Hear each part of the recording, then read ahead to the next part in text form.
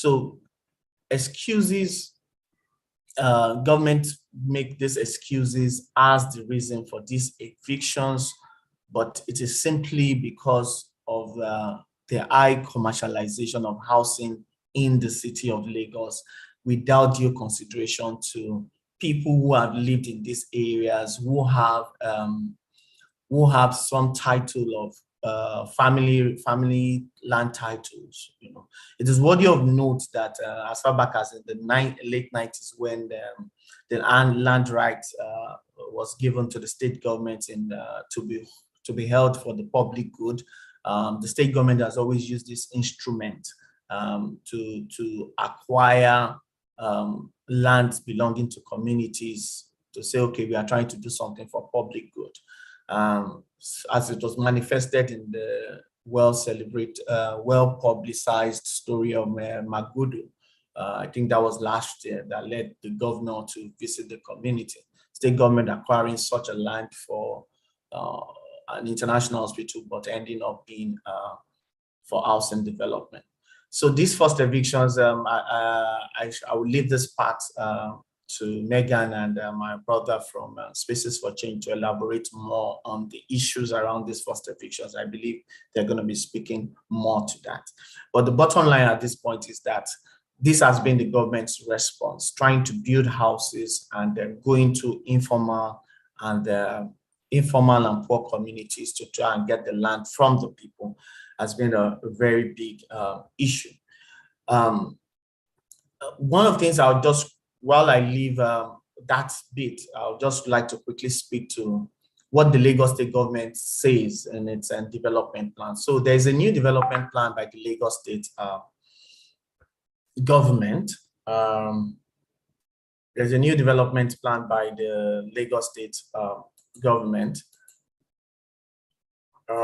which is to be executed from 2023 to 2050. Which states some of its plans for housing development in the city of Lagos. The development plan seemingly appears to it's beginning to take into cognizance the issues around informal settlement and slum dwellers. There are about 17 or thereabout initiatives. There are about 17 initiatives under the Lagos State Development Plan that targets housing. But our organization is picking on three to say, how does the government intend to execute these three? One of it is to incentivize developers to invest in mixed income housing. Wow. Please, how many minutes do I have left?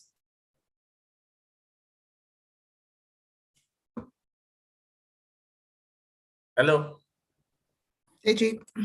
How many minutes do I have left? Yeah, you still have about 18 minutes, 20. Yeah. 18. Okay. Yeah. Okay. I think I'm doing fine then.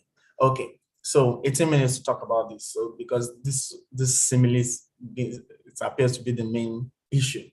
Incentivize developers to invest in mixed income and inclusionary and environmentally sustainable housing in new urban areas by offering tax rebates and waivers on permit cost and allocating land at subsidized rates.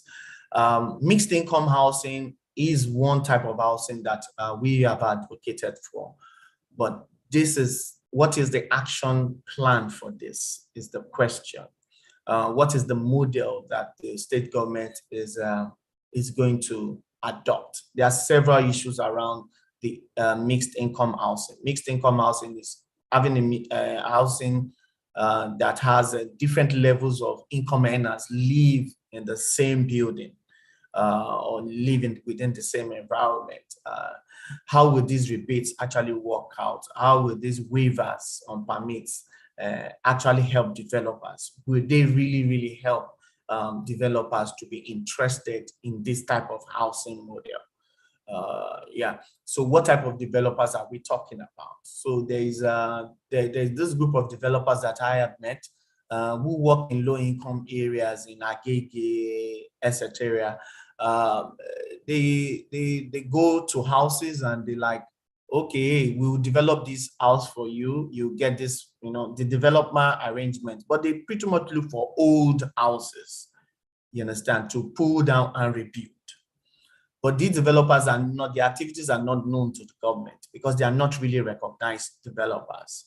And the danger of that is that some of these people are rebuilding these houses in these low-income areas without recourse to the city development plan.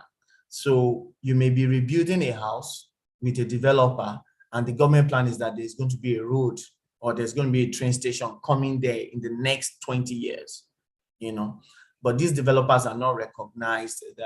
Their activities are a bit secret, But because they don't have proper registration and all of that. But how do you meet up? How do you bring them into the mix? I'll pick three, which is closely related to the mixed income housing, is also to introduce an inclusionary housing policy as an instrument to create mixed tenure, mixed income development, increase the number of affordable housing units requiring 30 to 50% affordable housing on site of new development or with off-site provision on exceptional cases. So this is another solution that the state government is trying to explore, but how would this really work remains a big question. And this is where your own organization can begin to come in to help government to look at these policies that they are trying to pursue in the direction of use a mixed tenure system.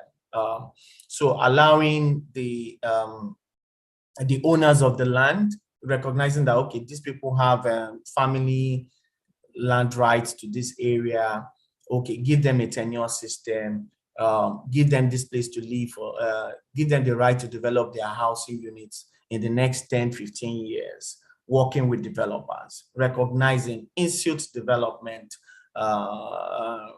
which there are several proposals, several communities have put up before now, but has not been able to see the light of day.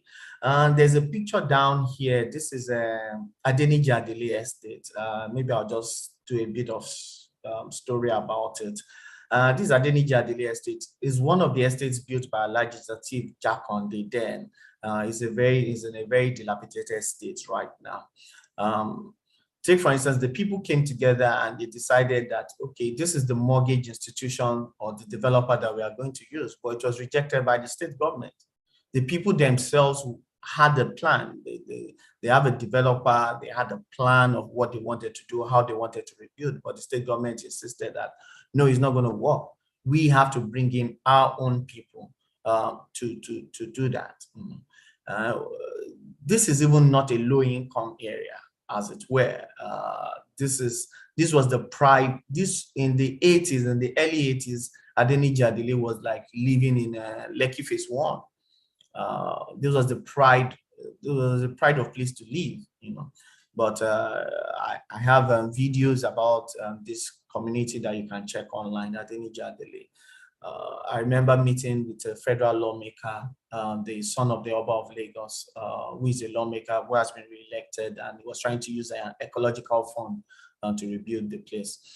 Anyways, moving on, incentivize the relocation of slum dwellers to new social housing development by providing better access to public goods, e.g. housing, schools, hospitals, recreational parks. So relocation of slum dwellers should they be relocated, or should development take place? Should their places be redeveloped? Are the questions that we need to ask ourselves, or should they be moved to new housing units? We have to be mindful a whole lot of slums have fishing activities around them. So if you move them to somewhere that they cannot continue their economic life, you've not done them any good.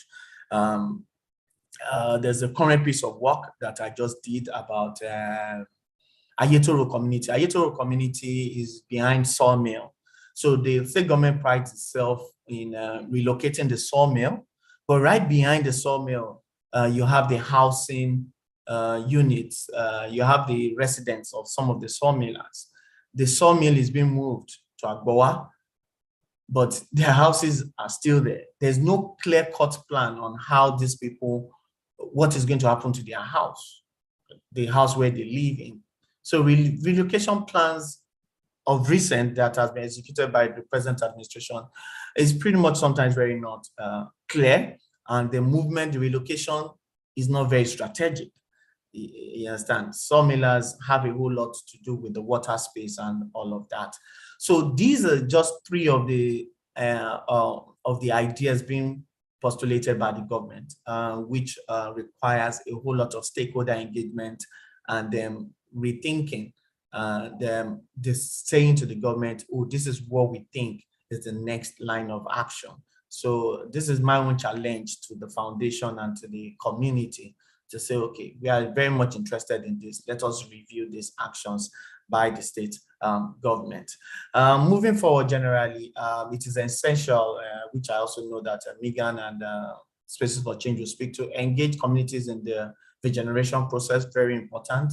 I'm sure the issues around Otomari, a community very close to National Theatre, will come up in the discussion. Adopt a participatory planning approach. It is of note that is of great interest that the UK government at some time developed a regeneration plan approach with the State Ministry of Urban Planning. The report of that research is unknown, is not publicly available, except something has changed that I don't know. But it's like a participatory plan or approach. Such documents should be made available, and the public should be able to read it, scrutinize, and become a standard model for how to engage communities in rebuilding those locations. Institute a social housing fund. It is very important that beyond government has to be creative in its housing financing. You still can't go by the housing. We just can't go by the housing market price model. We have to begin to look at creative ways. Do we want to correspond from luxury housing? Oh, it's great. Oh, you're building that fantastic house in the Banana Island. We congratulate you, and that's great. Should we take a percentage of that money and put it in a social housing fund that will help us rebuild these communities? Are some of the ideas. Engage private sector to deliver social housing projects and give the right incentives. Let me just quickly mention, for you to collapse a building in the city of Lagos and rebuild it, for instance, there was an argument, I don't know whether it's 250K or 500K, just to a dilapidated building that is already bad, as in the building is gone. For you to pull it down in Lagos, you have to pay like 250 to 500K. I mean, if it's for social housing purposes, I mean, such fees should not apply. You know, implement a legal framework for slum regeneration. Like I said, there's a document before, but also what are the, so we know that there's the Land Use Act, you know, but which empowers the state government. But do we need another legal framework that maybe not, just transfer that right to somebody, to these communities under a tenure arrangement? Oh, we give you this land to be developed for the next, within the next 10 years. And I think also, in conclusion, yeah, I'll make some film recommendations. These are works that I've done. Kelechi Edegbe is about the housing, is an housing documentary, which talks about a Nollywood actor trying to get a house in the city of Lagos. 6 parts, quite interesting. You'll get more information about the housing challenge in the city of Lagos. The Human Cost of a Mega City is another film that I've done, which I did for Amnesty International, which documents the experience of the first eviction of Otodo Gbame between 2016 and 2017. These are some films that I'll share the link in the chat room. You can watch and also be able to get a visual understanding of some of the things I have said so far. Like I said, yeah, it's important. In conclusion, it's important for us to start looking at housing as a social good, not as an economic good, as a human right that we have to deliberately and creatively solve for. Thank you very much for the opportunity. God bless you. Have a lovely day. Well, thank you so much, Deji Akinpelu. I'm sure everyone agrees with me that he did justice to his section of this whole webinar. Thank you so much, Deji, for taking us through the history of housing, solving the housing challenges of Lagos State, and also talking about the issue of forced eviction, which we all are aware of, engaged in, and continue to engage on.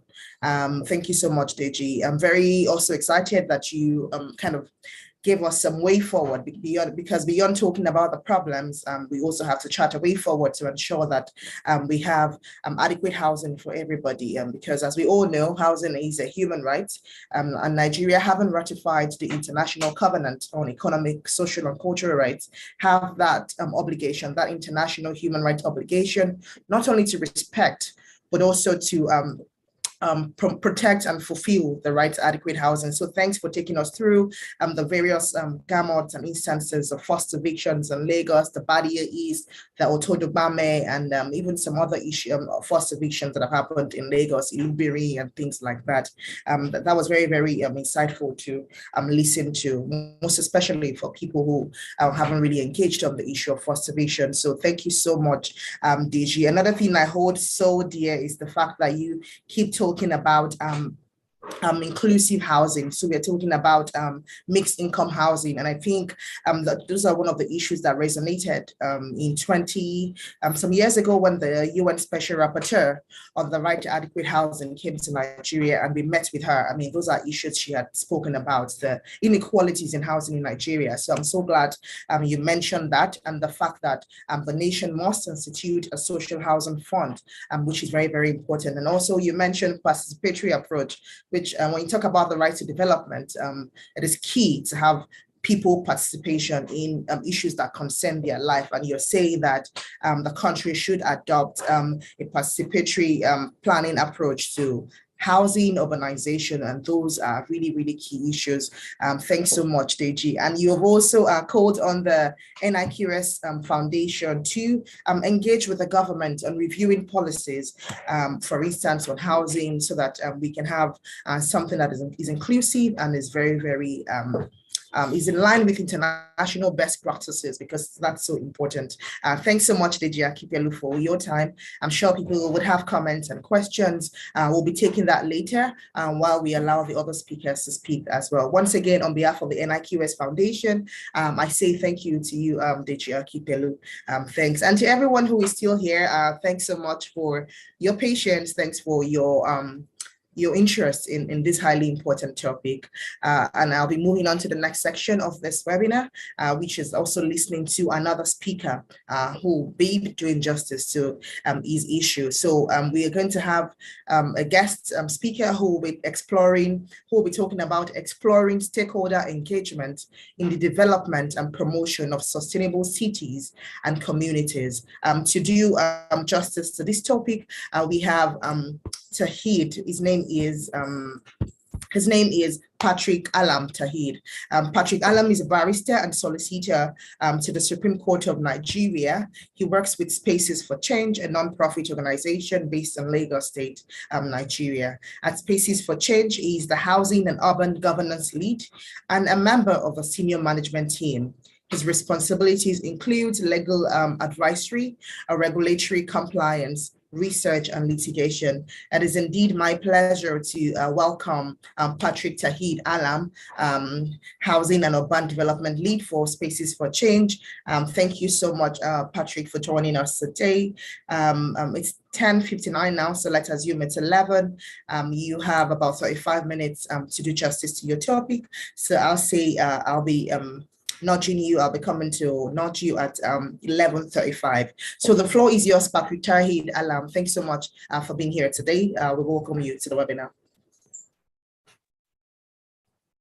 Thank you very much, Isayo, for that introduction. I appreciate this. And thanks to NIQS for this opportunity to speak here. We're very grateful for this opportunity. And I also want to recognize all the speakers. DG has done very well in giving the context of this wonderful webinar. And I also look forward to other speakers. Megan is also in the room. I will hope to sit back and listen to the presentation when I'm done with mine. So I will try to share my screen right away. Where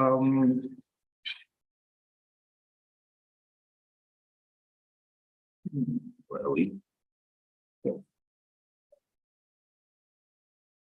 please, can you see it? Is it clear enough? Yes, it's clear. I can see you.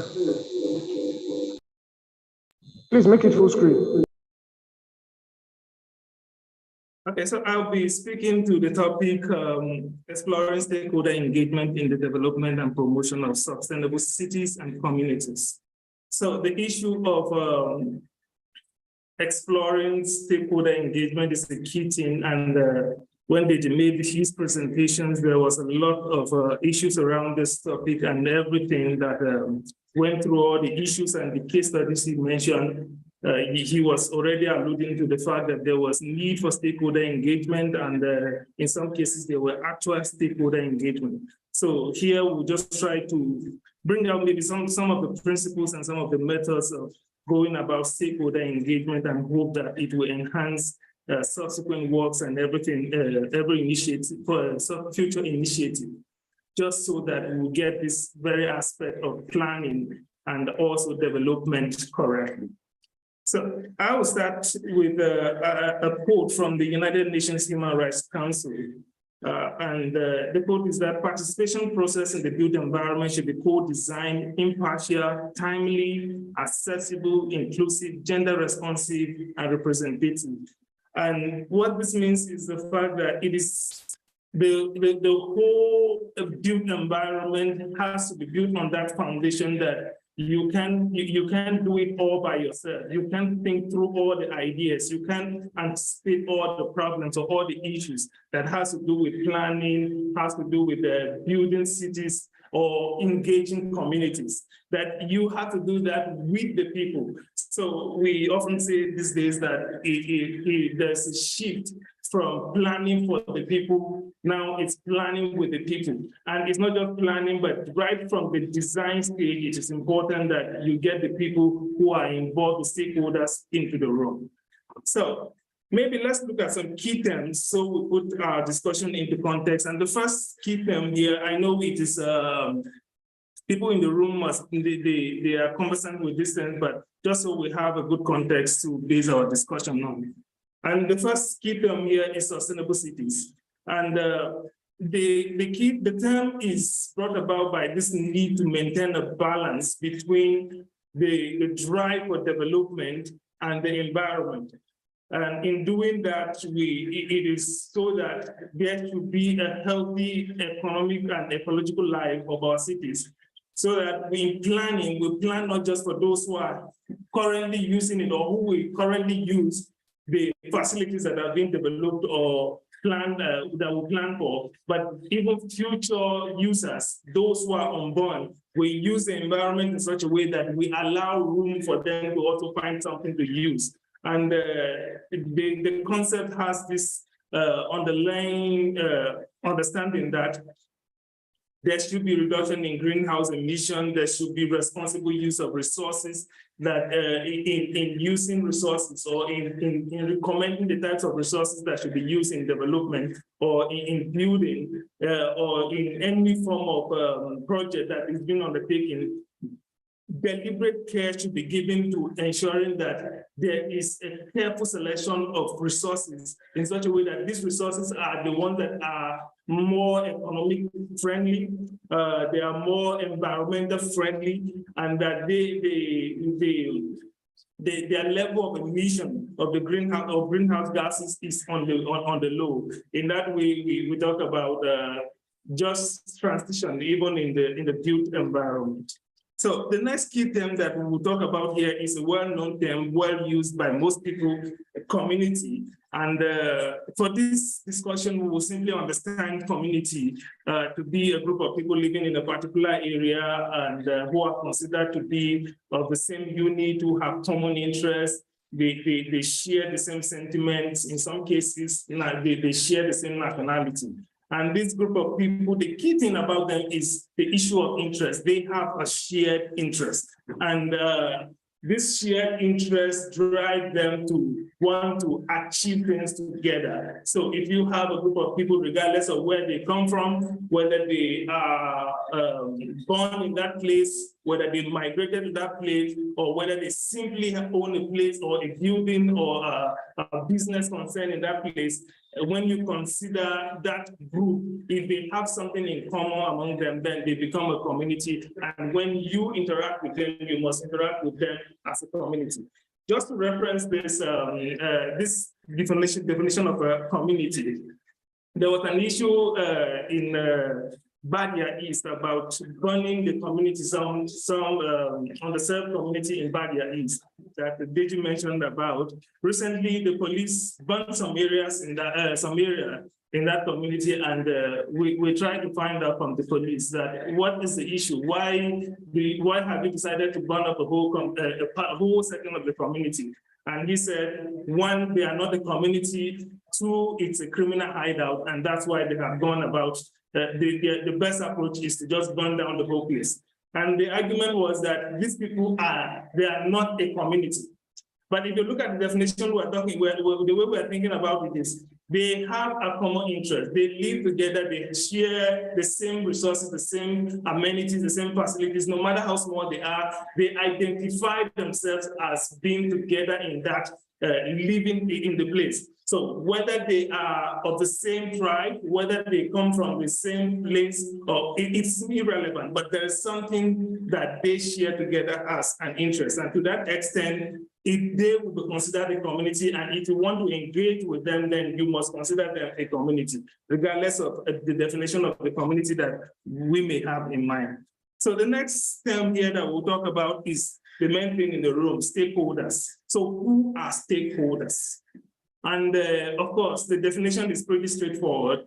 This would be individuals or group with vested interest in the success of a program, project, or initiative. So wherever you have a group of people, there again, the community, for instance, can be a stakeholder because if they have an interest in a common project or a program or an initiative, then they are stakeholders. Of course, stakeholders, it's quite a wide range of, it involves a wide range of players, and that would be community leaders, state actors, local businesses, non-governmental organizations, regulators, the beneficiaries of a particular project, and in some cases, those who will be impacted by the project, even if they're not there, but they are stakeholders, and these are the people that you want to engage in. And of course, as we progress in the discussion, we'll find that the level of engagement with each of these groups is not the same. They have different ways of approaching, and there's different methods which you can approach, you can engage those people.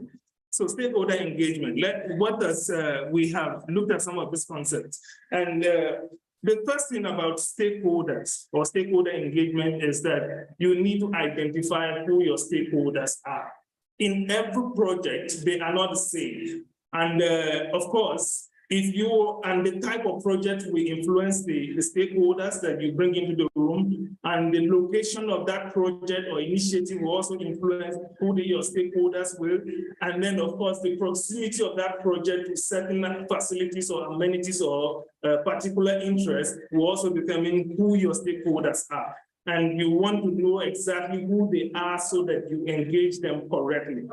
So for instance, if we are talking about a housing or urban regeneration program, then you know that there's quite a chain of persons that you have to interface with. And maybe you have to start with the state Ministry of Housing is there. That's the state actors. You have to deal with the residents in that particular community that you want to regenerate, so that they are also a group of stakeholders. Maybe you want to construct a road leading into that community. There may be persons who are not living in that community, but the road construction will impact some persons. They are stakeholders. There are some persons who will be financing that whole urban regeneration program. They are also your stakeholders. You have to engage with them in a certain way. And then, of course, there will be also persons who are simply third parties and just business owners who the project will also impact. Okay, I've mentioned that already. So it's quite a wide range of persons that you have to identify. And when you identify them, you have to analyze. So what is the level of influence? What is their level of influence on this project? What kind of power do they wield in this project? Are they the kind of person that are willingly, that will cooperate with the project naturally? Are they persons who they are just naturally going to seek to promote the agenda that is on the table? Or are they going to resist this project? How much power do they wield in doing that? So you find that there are different classes, and you will look at the chart briefly explaining that thing. And then when you're done with analyzing what kind of influence they hold, what kind of power they hold, where they stand in your chart, then you go ahead to plan how you want to go about engaging with these different stakeholders. So we make the statement that the way the built environment is planned and designed has a direct impact on the quality of life of the people. So right from the design stage, if it is not done correctly, it will not benefit the people. And every project has a target beneficiary in mind. There is a particular group of people who are supposed to take benefit from the whole project. And if the project goes all through its life cycle and ends up not meeting the primary need of the target beneficiary, then it will be considered a failed project. And so we have mentioned some of the stakeholders already that you should want to keep in mind, and beneficiaries, partners, decision influencers, impacted persons, regulators. So we look at this power chart. And the stakeholder mapping chart, we call it. If you look at it, I'll try to slide through. If you look at this axis going up, we have influence on this axis. And then on this axis, we have the level of interest that this different group of persons have. And if you look at it here, we have high, we have low influence, and then you have low stake in the interest, and they have high stake.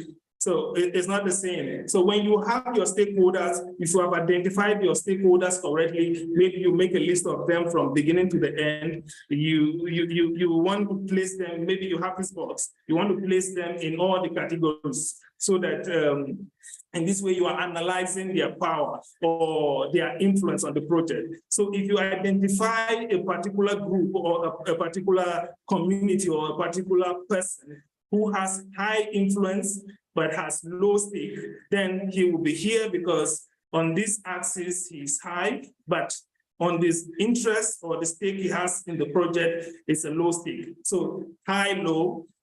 And then if you have identified another stakeholder who has low influence and also has a low stake, he will be somewhere here. Of course, this person who is here will be your low priority. You may not want to invest a lot of energy in trying to engage this person, but all the same, you need to engage that same person. And then here, if you identify anybody in this category, then you want to be careful in dealing with that person.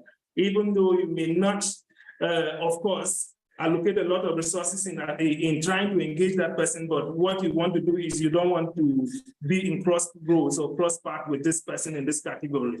But if you have identified somebody with high influence and high stake in the project, then that is your top priority. You want to be careful to engage that person as timely as possible and plan the best ways of trying to engage that person. And of course, you prioritize that person. Because if this person decides to is in the opposite direction, is opposing your project, you will have little success in accomplishing your project or your initiative or program. And then, of course, if you identify somebody with low influence but high stake, then there's need to help this person to participate. This person has no influence, but he is directly affected. For instance, again, we'll take the example of urban regeneration. These are communities. The persons who are living in these communities, they have low influence on the project in most cases. They are persons, they live there, they hope that the regeneration will benefit them, but they don't have the influence, they don't have what it takes to influence that. But their stake, if that community is taken out completely, they are rendered homeless and they have everything to lose. So one thing you want to do in this category is to ensure that they understand the issues, engage with them, guide them to ensure that they participate in the process, so that their voice is vocal and that they are seen to be pushing for their rights. In that case, then you would have properly helped them in your power stakeholder mapping analysis. So, of course, I have not put names to it, but you know your stakeholders, whether they are beneficiaries, whether they are regulators, whether they are impacted persons. You can find somewhere for them on this map, and of course, the recommended course of action will be applied to them accordingly. So we go to the principles of effective stakeholder engagement in sustainable city development. So these are just some of the principles that when you have identified your stakeholders, you have analyzed them, you have done the stakeholder mapping correctly. These are just some of recommendations. There are more to this, but just some that you can look at when you go about engaging them. There's utmost important to engage early engagement to ensure that your stakeholders or those who are supposed to make decisions are engaged timely and early. And it's not a situation where things go bad or you are in the middle of the project and then you realize that there's this stakeholder that needs to be engaged and then you revert back to them. For some of them, especially those who have high influence, they may consider that to be an affront and they may not, their cooperation will be minimal, they may not want to cooperate with you. And in some cases, I give an instance of a project that we were tracking somewhere in Badagry, where some community members, community leaders said that the time at which they were engaged by those who were implementing the project, that the company that was implementing the project was too late in the day. They felt that if there was a project of that nature, they should have been engaged as early as possible and not going on with the project to some extent, then referring to them in later stage, at a later stage in the project. So early engagement to ensure that you get the key decision makers and those who are supposed to be in the room, and integrate their plans, whatever ideas they have, integrated it right at the point of planning before you proceed. Then, of course, there's also need for diverse representation for a wider range of perspectives and interests. Whatever you want to do in engaging your stakeholders, you want to think as wide as possible. You stretch your imagination to the widest possible range so that whoever is going to, in some way, either benefit or be impacted by the project should be brought into the room. All of those categories, if you bring them into the room, then of course, their perspective, their interests will all be accommodated in going forward in the project. Then there is also the issue of inclusion. In most cases, sadly, in most cases, the projects take into consideration those who are vocal. And this, if you go back to our stakeholder mapping chart, you'll find that those who have high stake but low influence are in most cases not brought into the negotiation room. They are not brought into where these things are, the initiatives are being designed and planned. So it is important that inclusion should be at the front burner of any initiative or project, especially when it touches on communities. Though they have low influence, it is important to bring them into the room so that you hear what they have or what they want, what their interests are. There's this instance of where a community, there was a project planning to build, I think it was a water project for the community. And a central location was identified to sink a borehole for the community. And the borehole was sunk and after years, the community were unable to, they were not using the borehole. And when the persons who implemented the project wanted to find out, so why are you not using the project? And the sad response was that their problem was not water in that community. The issue they wanted to deal with was a more pressing issue to them. It was the proximity of that water that was a challenge. So they still preferred their river water was a problem, but the proximity was more pressing than having the water. So instead of going to sink the borehole at the central location for every other person to access, they prefer that if the borehole was sunk closer to them, it would have served them. That is a key interest that if they were consulted early in time, they would have, that kind of interest would have been accommodated early in time, and it would have informed the project. Of course, there's also the issue of transparency in the consultation or in the engagement with stakeholders. There's need for pre-project consultation or engagement, and when the project is on, there's need for consultation with the stakeholders as well. And then when the project is completed, post-project, there is also need to engage with stakeholders and know if what they had thought of the interest that they had communicated or whatever their concerns were have been taken care of after the implementation of that project. So these are just some principles, and there are more to that. We can look them up. So my slide is not moving here.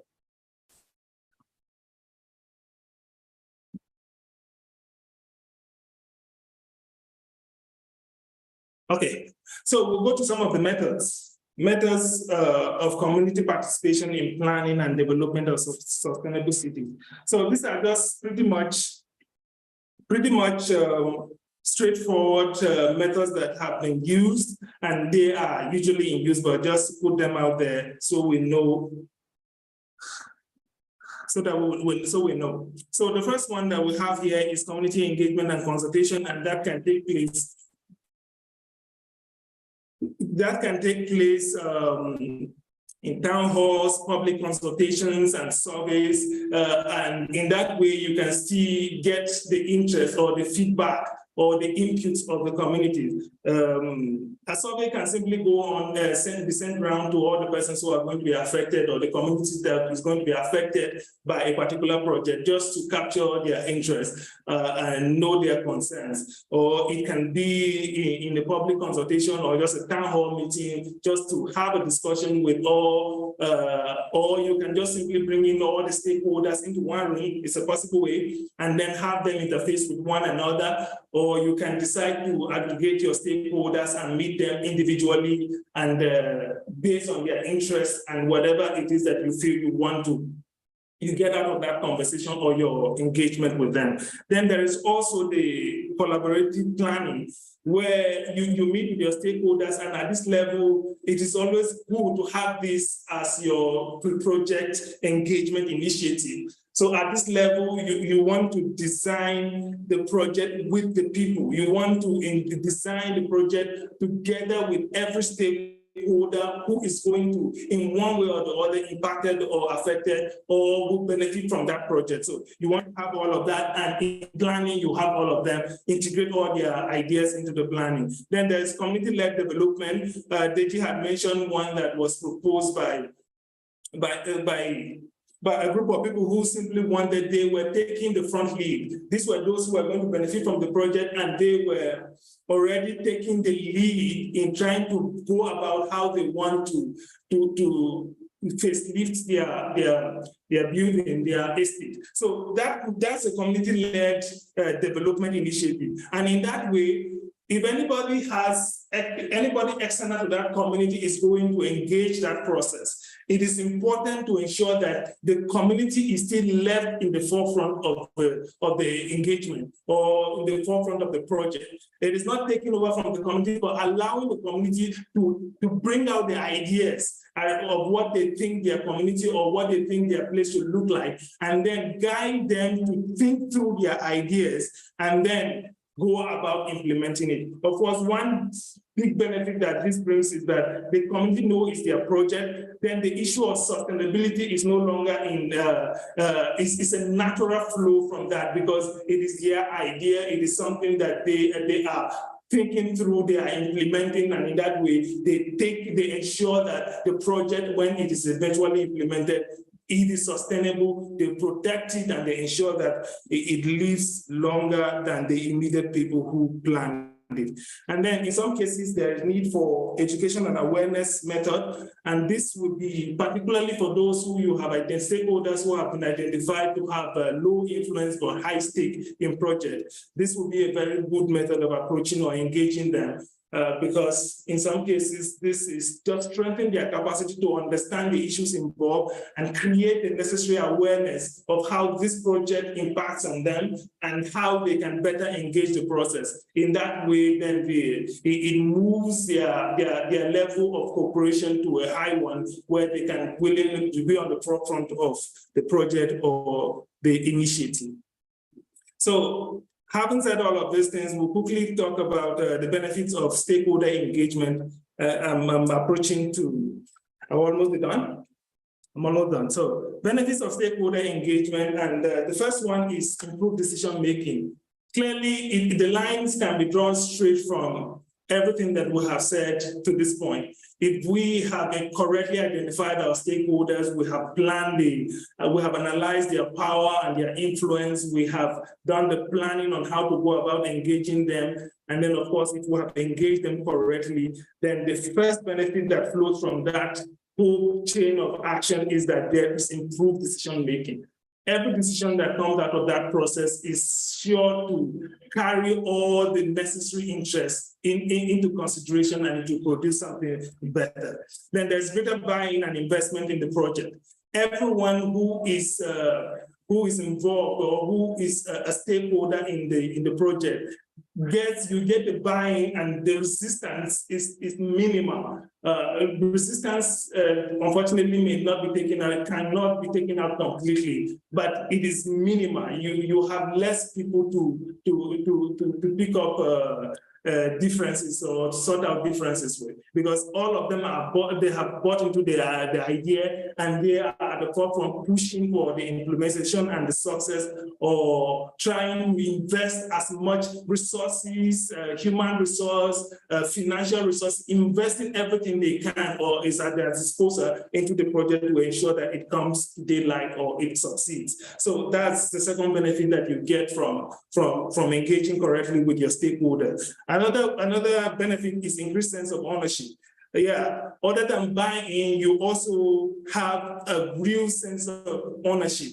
And we have already noted the fact that when you have, particularly the community, having a good sense of ownership of a project situated in their community, then the issue of sustainability is almost a guarantee, because they will protect it. They will begin to even think about initiatives that were not initially captured in the project, just initiatives that will ensure the sustainability of that project. They will begin to bring out ideas, even contribute their own personal funds into ensuring that this project does not only succeed, but that it is sustainable, and those who live after them to get to benefit from that project.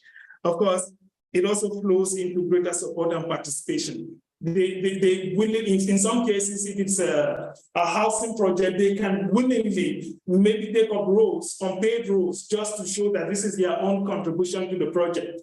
Because they have accepted the project, they feel that it's something that is beneficial to them, and that they are finding creative ways of giving better support to the project and participating in ensuring that the project is a success. And then the last one we have here is that you have improved outcomes.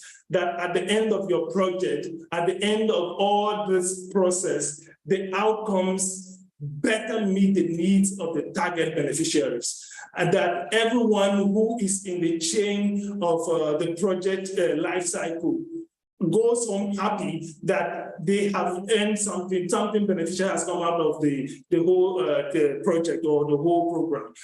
Those who have invested those who have invested financial funds go home happy. The community whom the project is situated in their community is happy that they have had a facelift of their community. The government, they are usually concerned, or state regulators are usually concerned about having decent cities and all the things that the government plan for a particular area or particular sector has been implemented and it has been taken further. So all of that, every stakeholder in the chain of authority or in the chain of influence goes happy when we do our stakeholder engagement correctly. So in sum, and this will be my last slide, in sum, everything that we are saying here is that inclusion of stakeholders in the design and development of sustainable cities and communities ensure that development is attentive to the requirements and aspirations of the local population. It also facilitates trust and results in more sustainable resolutions that are advantageous to the majority of interested communities. If this is all that we get out of every project, then we can be sure we rate our project high success each time we get this result. Inclusion, participation, and more people, sustainability, and more people benefiting from the project or program or initiative. Thank you.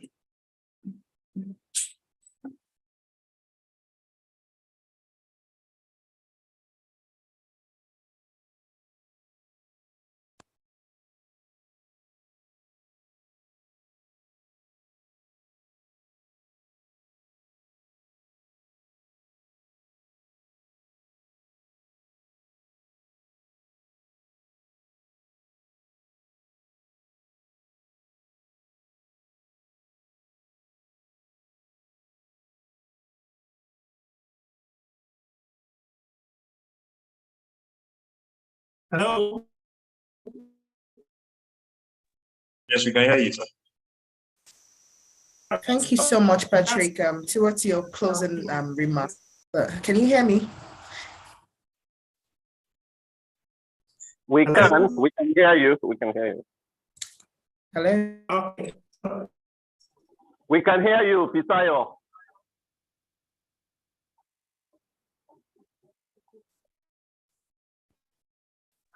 Fisayo. Thank you so much, Patrick. While you were, yeah, can you hear me? We can hear you. We can hear you. Okay, thanks so much. Thank you. Yeah, so thank you so much, Patrick. Apologies towards the ending when you were explaining your conclusion that you said in some, my internet became a bit erratic, but it was good to listen to you all through from the start to the end. Thanks so much for doing justice to your topic, which had to do with exploring stakeholder engagement in the development and promotion of sustainable cities and communities. And it was really good to hear you explain sustainable cities, and some of the key elements you shared is something I'm also taking on forward, where you said it is maintaining balanced development drive and the environment so as to ensure healthy, economical, and ecological life of our cities for the present and future generations. That sums it all. We thank you so much for doing justice to this. I'm sure everyone else agrees that you did a fantastic job to the topic. Your presentation was very insightful. You telling us about stakeholder mapping and the level of influence, as well as take and how to engage each of these different levels was also very highly useful. And then you coming to share with us the principles of effective stakeholder engagement.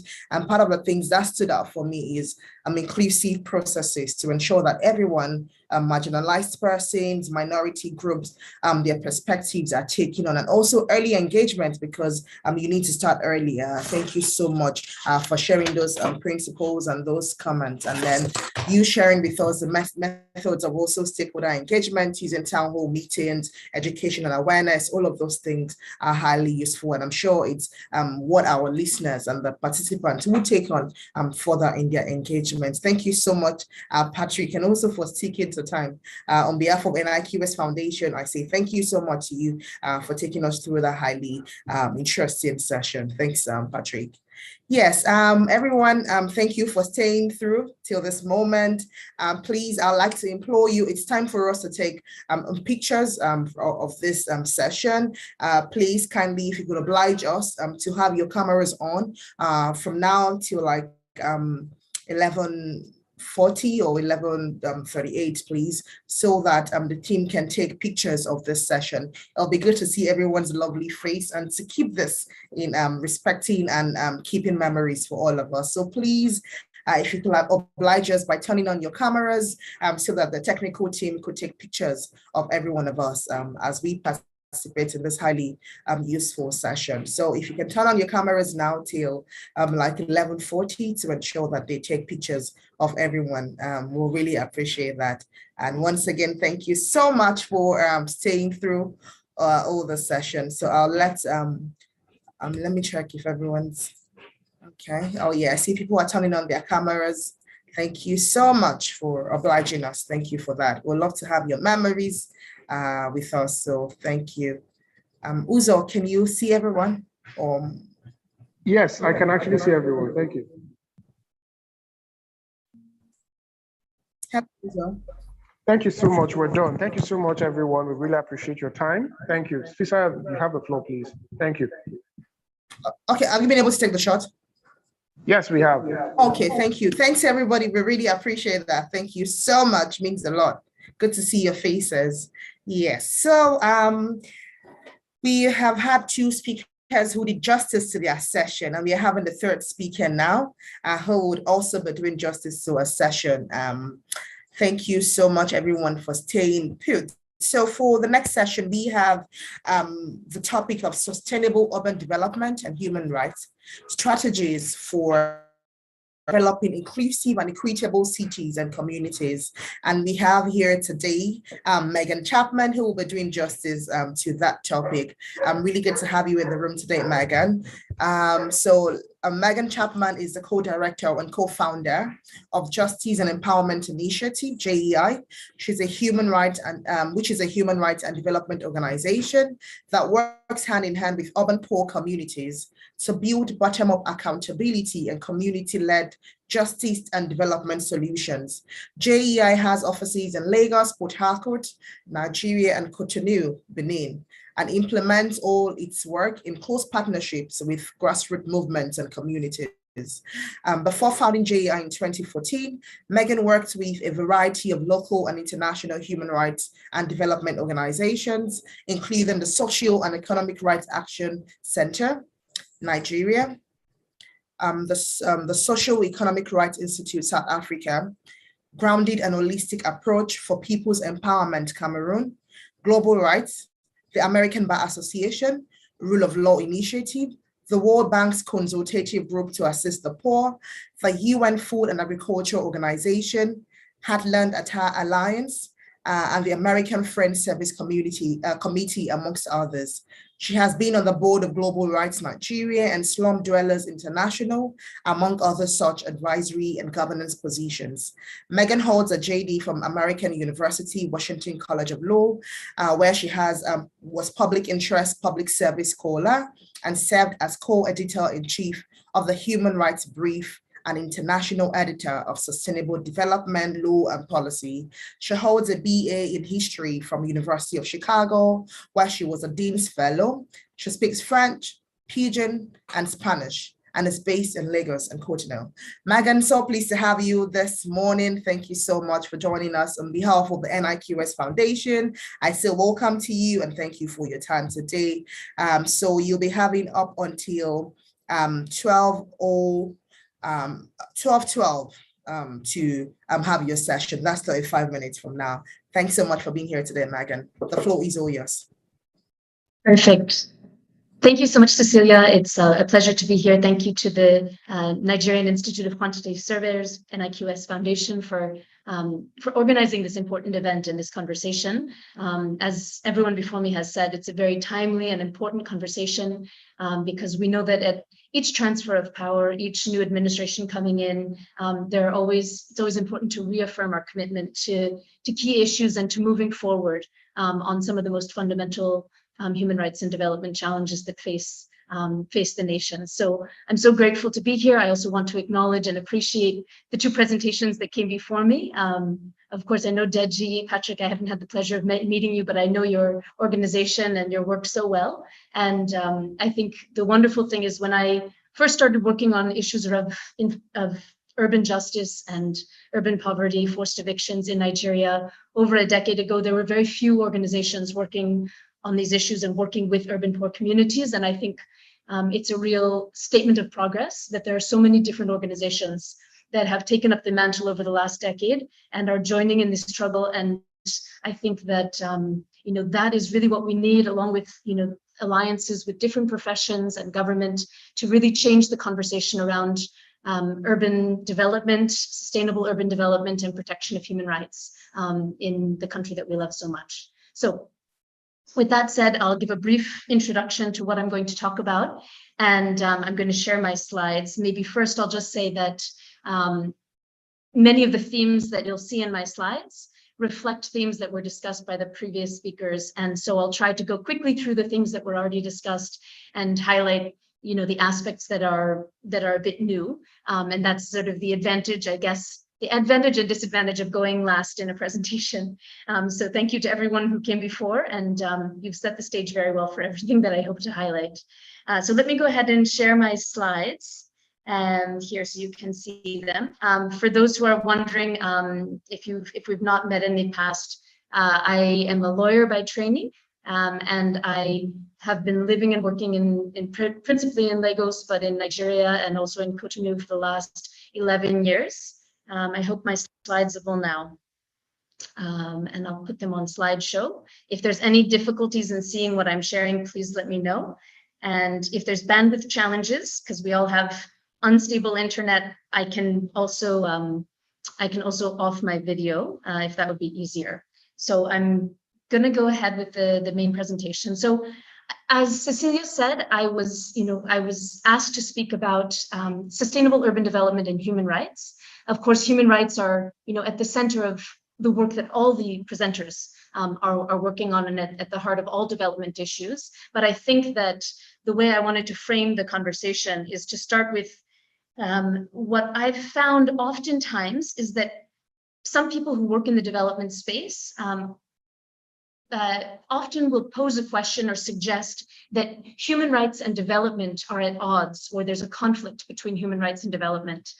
For example, you'll hear people saying when, we talk about evictions, we're going to talk about evictions in the course of my presentation.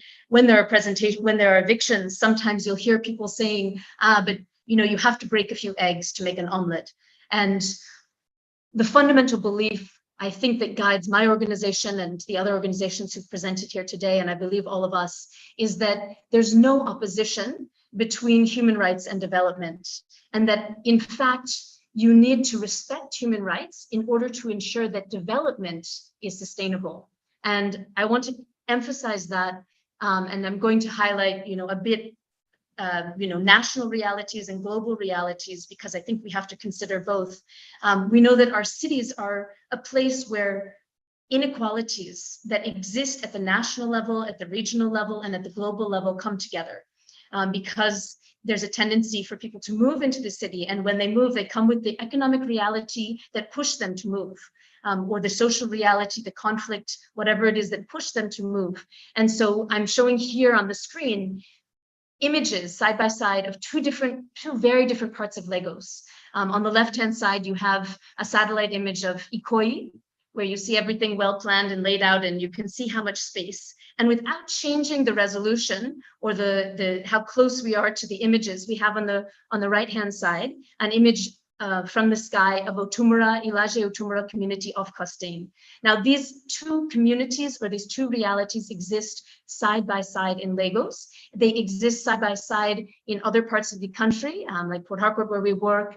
They exist side by side in Abuja, even though Abuja has managed to keep some of the informality a bit farther outside the city in places like Nyanya and so on. But you have people commuting from those places to service the economy in the city. And then, of course, we also have to recognize that there are regional and global inequalities, massive inequalities that are at issue. And when we talk about sustainable development at the city level, at the national level, and at the global level, we have to recognize there's, a line from a fellow Kutisang that I love, which is, Wata must find its level. And Wata no get enemy, Wata must find its level. And I believe when we think about that, we know that, where people are wanting, where people don't have what they need to sustain themselves, they're always going to move. And that gives us the realities that we see in so many cities. And that's the context. So if we don't address inequalities and we don't take a human-centered approach to development, invariably, the development that's created in certain places will be flooded by the forces that are not being considered and respected within those environments. So I think I'll just go to my next point. This is the last framing part of my presentation. There's something I always say. There's a literature, that has been supported by the World Bank and others on arrival cities. Arrival cities are cities that people want to come to. And as long as I've been staying in Lagos, Lagos has always been an arrival city, as an example. I believe Port Harcourt is also an arrival city for the region where it is. Abuja in its own way. You have people coming because there's opportunity there, because they have challenges they face elsewhere. And I've always said that it's better to be an arrival city, even if it puts pressure on you, than to be a Japa city. And I think many of us are now, with the current economic challenges that are ongoing in the country, I think we're starting to consider the realities of a Japa crisis. And it's something I've been thinking a lot about during this last, let's say 6 months, and the different challenges that have come up. And there's a message that we've always said when we've engaged with authorities who are, let's say, wary of migration. They wish that migration would stop. It's putting too much pressure on the city infrastructure. It's making, the roads jammed with traffic. It's making, the communities overflowing with people. The message we've always said in that previous phase of life in Nigeria was, don't fight migration. You just have to plan for it, identify that it's going to be happening, and harness it for development, and then invest in the human infrastructure, because the human infrastructure is what is going to drive sustainable development. So this is kind of the framing for my conversation. And interestingly, I think Deji mentioned having recently been in Cotonou. I'm currently at our Cotonou office, and we've been visiting some of the communities where we work here. And I noticed that some of the communities, the informal settlements where we work here, have actually grown bigger in the last period of time. We just started discussing with the volunteers and community members that we work with, and we learned that many people have actually, over the last 6 months and year, have been leaving Lagos and moving back to Cotonou. Or back to Cotonou as an alternative. And to me, that's a negative sign for, the current reality of the cities. It may seem like a momentary respite, but in general, it reflects a decline in economic success. And it's a risk to the future of the city, as far as I can see. So we should keep this in our mind as we think about sustainable development.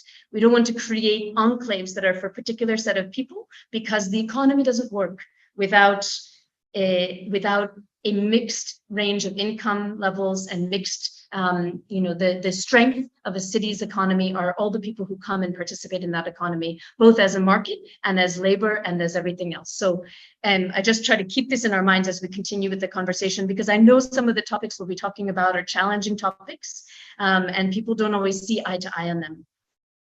So the context for the solutions and the human rights issues that I'm going to be talking about is the context of Nigerian cities in which, over the last decade plus, we've been talking, Deji shared some history that goes back to, decades and decades of eviction, back to the Morocco evictions of 1990, and even earlier evictions. we've been seeing mass forced eviction, and then recently a lot of criminalization and rampant banning of informal economic activity. My own presentation will focus more on the forced eviction piece, but we work as well on issues of alternative approaches to informal economy, because the two things really have to go hand in hand. People have to have a place to live and they have to have a place to work. So just to paint the context, we've seen in many Nigerian cities, basic livelihoods of the urban poor are criminalized, people are prosecuted, people are even deported out of the cities or ordered to return to their villages. These are things that we've documented and seen happening. For example, in Lagos, we have the mobile court, where every day dozens and dozens of people are picked up off the streets, arrested and charged with crimes like wandering without evident means of livelihood, or other activities, where they're working in the informal economy or existing in public spaces. So this is one facet of the work that we need to do and we need to address, is to find workable solutions when it comes to informal economic activities, because we know, like Deji said, 60 to 67% of the people living in Nigerian cities are living in informal settlements. The reality is even more than that percentage are working in the informal economy when we get to the cities, and of course more in outside of the cities as well. I'm going to talk a bit about evictions. These are stories that have been shared by the previous speakers. Deji highlighted some of these evictions. I just want us to look first at some images and some numbers and the consequences, because I believe pictures are one of the ways that we can come to understand what happens. So this is a picture from one of the evictions that Deji mentioned. I am actually the person that took this picture on 23rd of February 2013 at Badi East. We had 9,000 people who were forcibly evicted in a day. And of course, we had great partnership from Amnesty International and others to raise alarm.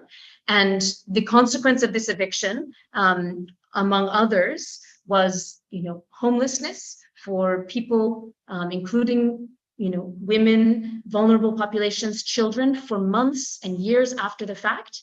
I'm showing a slide. This was a few weeks after the eviction, where we found children who were just sleeping on a mattress outside, no shelter whatsoever to speak of.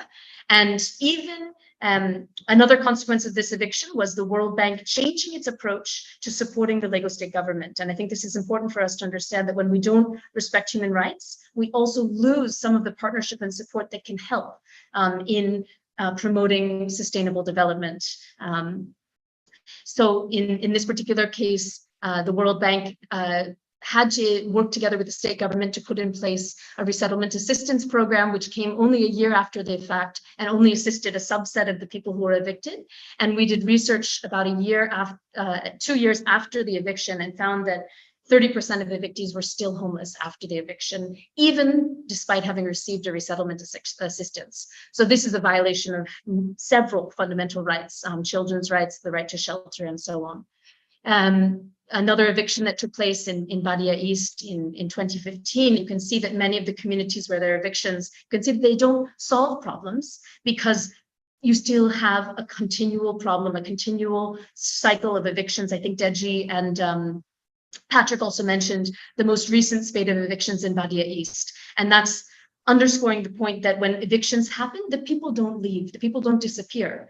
What you do is you just push them further into poverty, and you keep exacerbating the problems that first brought them to the informal settlements. So evictions are not a solution to development. They don't solve any problems. They just create and exacerbate existing problems, and undermine the urban poor's ability to create affordable housing for themselves, where the market and the government has failed to do so in sufficient numbers. So for example, we have in this 2015 eviction, 10,000 plus people who were forcibly evicted and living in conditions like this for months and months after the fact. You have people sleeping in this kind of a structure.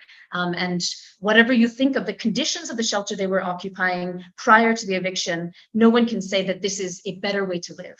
And so I think that ends the conversation about adequacy of shelter as a justification for evictions.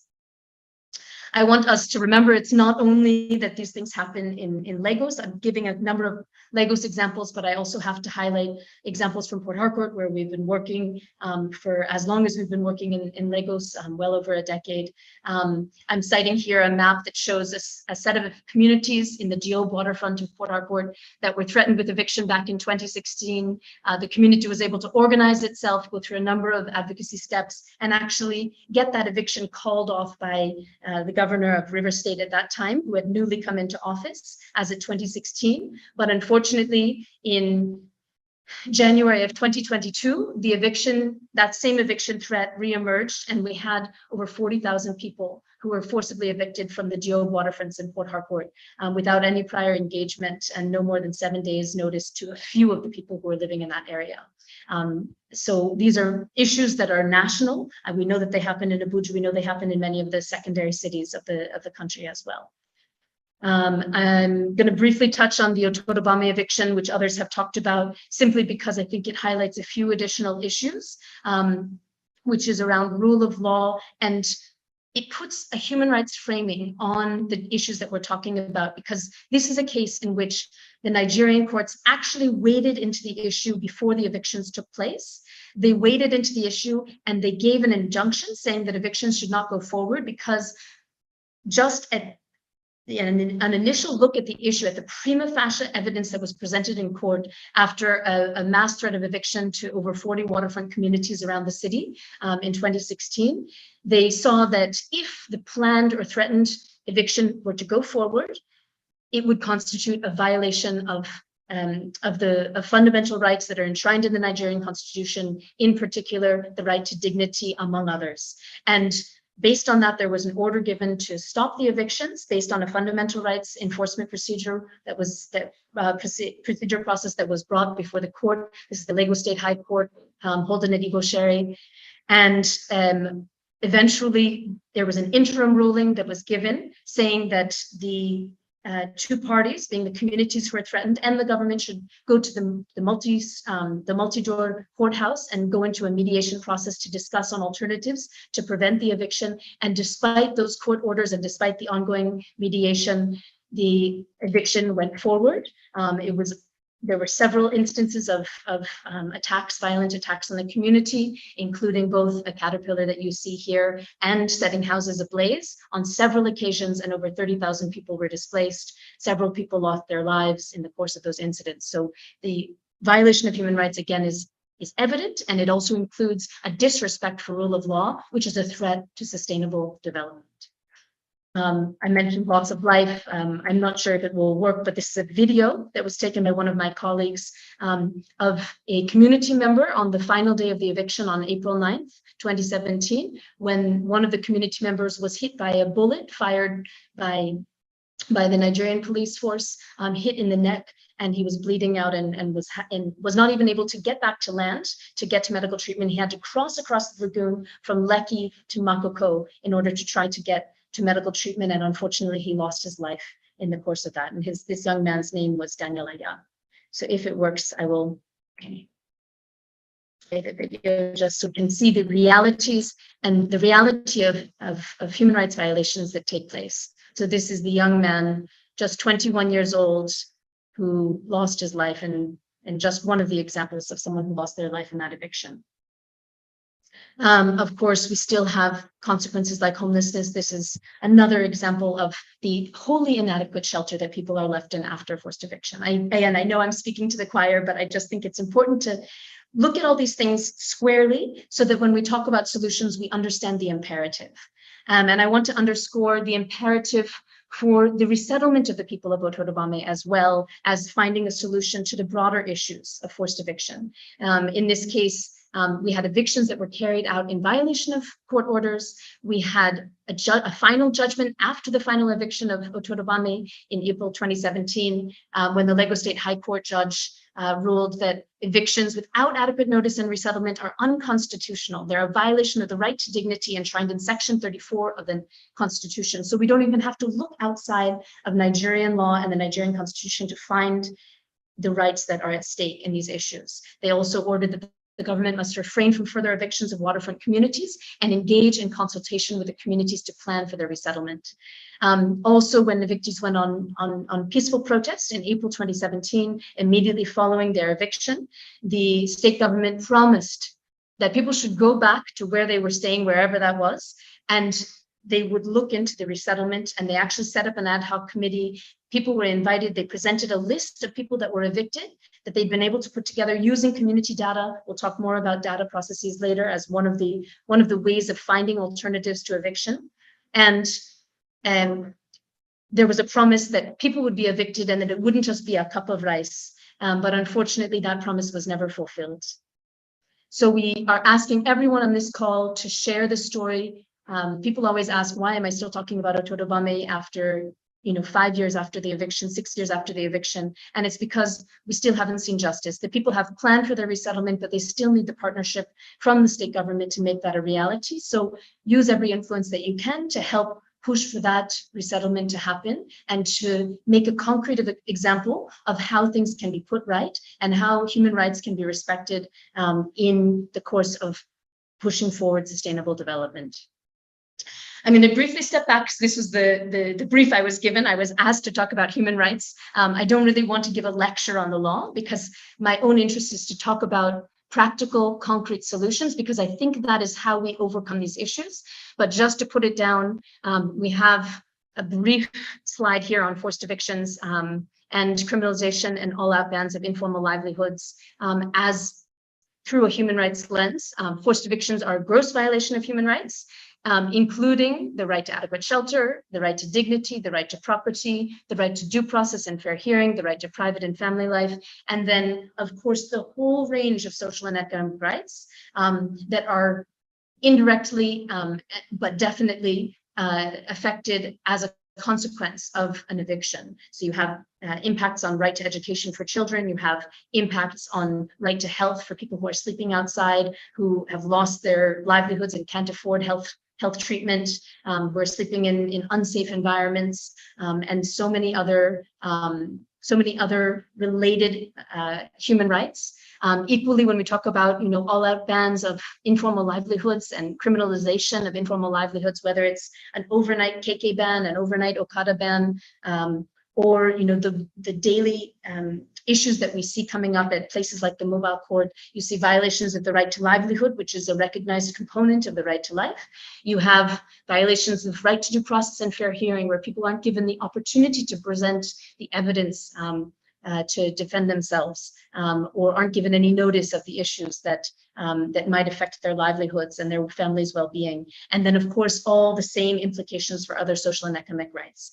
That's the only lecture I'm giving on human rights. And I'm going to continue talking about practical solutions because I believe that is where the way forward lies. And I think it's been highlighted well by my different colleagues who've spoken before me, but I want to go into a bit of detail and share one or two case studies. The last thing I'll just say in terms of framing the international human rights angle, I've already talked about the implications for World Bank support in the aftermath of a forced eviction.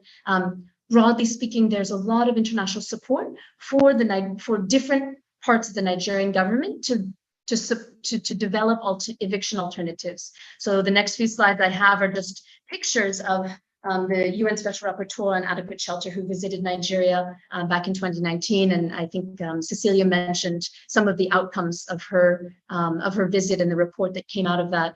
She met with evictees of Otodobame, that's what's shown in this slide. She met with evictees in Port Harcourt who suffered various evictions over the years.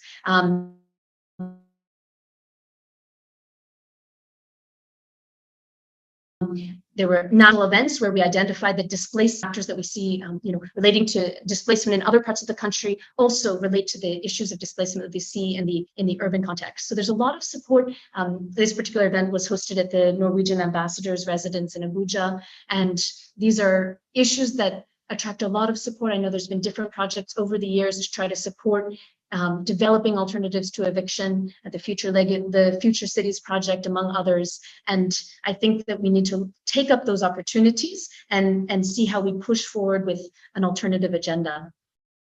So I'm going to focus on one. I think I have about 10 minutes remaining, so I'll try to go a bit quickly. I want to focus on one practical example because I believe that when we get things right in one place and we can demonstrate what's possible through alternative approaches to eviction or alternative approaches to regulating the informal economy, we will have the keys to overcoming some of the different justifications that are given and the factors that sometimes impede or push forward evictions, whether it's economic interests and otherwise that push forward evictions and criminalization of the informal economy. So I'm going to look briefly at an ongoing process in Makoko Iwaya waterfront. Of course, Makoko and Iwaya have both been mentioned by my colleagues, but this is a people-centered approach to an eviction alternative.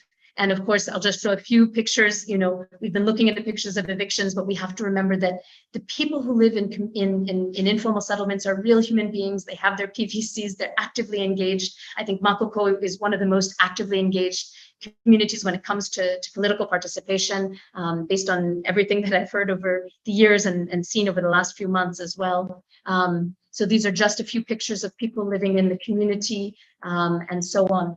So the specific context that we're talking about is an issue that came up. It initially looked like an eviction threat in the year 2020, where there was a private developer who had gotten approval from the state government to carry out mass sand filling and redevelop the entire area that would encompass the Makoko Iwaya waterfront. And the community was wholly against this redevelopment.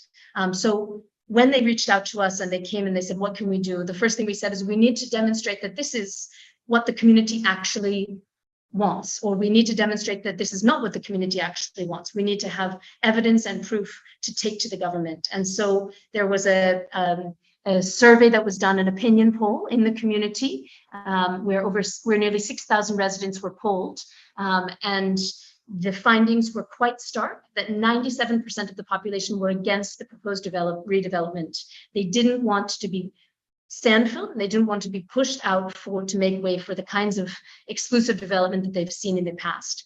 And 96% of the people felt that redevelopment should be led by the community or by an NGO working in partnership with the community rather than by a private development, by a private developer or the government. So they've had more faith and trust in a community-led process. And this is just something that was put together showing those opinions, which was shared with the state government.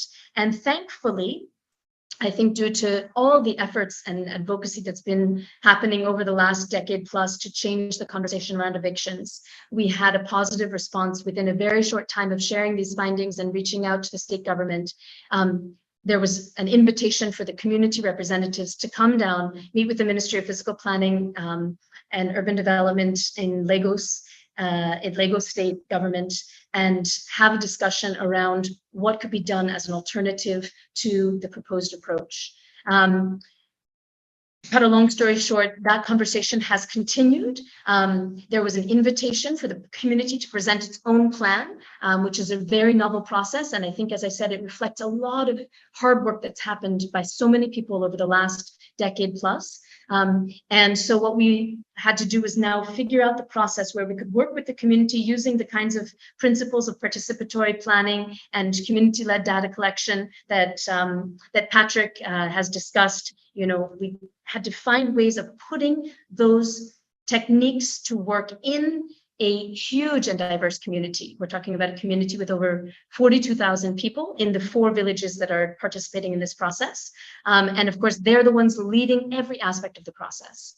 So I'll just, after the opinion survey that I mentioned, of course, the next step after there was an invitation from the state government to go forward with the planning process and to bring forward a plan. The community went through a house numbering process. They put a number on every single house in the settlement, in the 4 different villages. This is one of the settlements as just an example, and you can see the outcomes of the house numbering process that are shown in the side. So this particular area is home to an estimated 12,600 people. This is the next village, and you can see how massive and dense these areas are. This is home to nearly 14,000 people. Here is the next village, home to over 7,000 people. And here's the next village, home to over 8,500 people. When you put them all together, this is showing the area that is affected. Again, there's actually 6 villages in the area, but 4 of them are actively participating in this process and leading an alternative to sand filling for people to redevelop their community on the water. Patrick has already talked a lot about participatory planning, but I'll just share a quick slide that shows the kind of model that we've tried to use and that we're trying to use in several communities actually to put forward participatory planning in the aftermath of house numbering. And this is a strategy that we learned from counterparts working in Nairobi, Kenya. And so it's just showing how do you build up from the household level to a representative structure where you can have meaningful conversations around the plans and the dreams of the community. And people can also be accountable to feed that information back to the households in their respective area. I'll just show a few pictures of participatory planning. You know, you have to really engage people in the way they think about things. So this is actually looking at street layouts and sharing ideas, just a few pictures, you know, and the idea is you have to be in the community with the people and helping them to understand things as it relates to their reality and then bridging the gap to the way that professionals and others will think about things and finding the meeting point in the middle. So as I said already, to make this work, you have to engage the professionals and bring them together, but have the community's dreams come first, and then, you know, have the professional skills to represent them and work out the technical details. So this is one vision for the way that this kind of development could work out. And there is an in-principle approval as of last year for this approach. So we're very hopeful that something positive will come out of this that will demonstrate a way of redeveloping communities or communities redeveloping themselves, that is respectful and consistent with human rights, respectful of human rights and consistent with human rights. I'll just cite a few things that have been done in the background before I round up, because I'm mindful of my time. To make this kind of conversation possible, there's been years and years of engagement. And I think this needs to happen. As I just said, we just had mass forced evictions in Port Harcourt, and it makes us realize that the work that's been done in Lagos hasn't reached other cities. So if we're making new strides and we're demonstrating what's possible in Lagos, we're not reaching other cities. So we need to find ways of sharing these things. So I hope some of the participants on this call can help pick up some of the ideas and let people know in other cities, hey, there are other ways of doing these things. There are ways that we can move forward. So this is a particular example where the then general manager of Lasura went with us on exchange to Nairobi, Kenya, along with people from informal settlements, and they side by side learned about some of the alternatives for alternative solutions. Of course, we're also picking up different case studies from around the world. I won't go into details, but you know, there are massive resettlement projects that have been done in different places in ways that are consistent or essentially consistent with human rights. This is an Indian example, another Kenyan example, the one that we visited at that time, which is a community-led example. Again, there's so many, and I'll just say that we don't even need to go, you know, to East Africa or halfway around the world to South Asia to find these solutions. We are, for example, we're actually documenting some positive approaches to engagement with communities and redevelopment and alternatives to eviction that are being implemented here in Cotonou and Benin Republic, just across the border. So there are also local solutions that can be found, markets where people are resettled first, given a temporary place before the market is redeveloped, and so on. So the point is, we don't have to look all across the world to find these solutions. They're in our backyard. So that's where I end. If there's any questions, happy to discuss. And we really hope that coming out of this presentation, this webinar, everyone who participates will join us in the struggle so that we can achieve a more sustainable future for the future generations in this country that we love so much. Thank you so much. Thank you so much, Megan. We're really grateful for that highly interesting session that was packed with a lot of experiences and your interventions in several communities, not just in Lagos, Port Harcourt, and Benin Republic and other communities across West Africa. Thank you so much. And then for the realistic kinds of models that you have shared with us.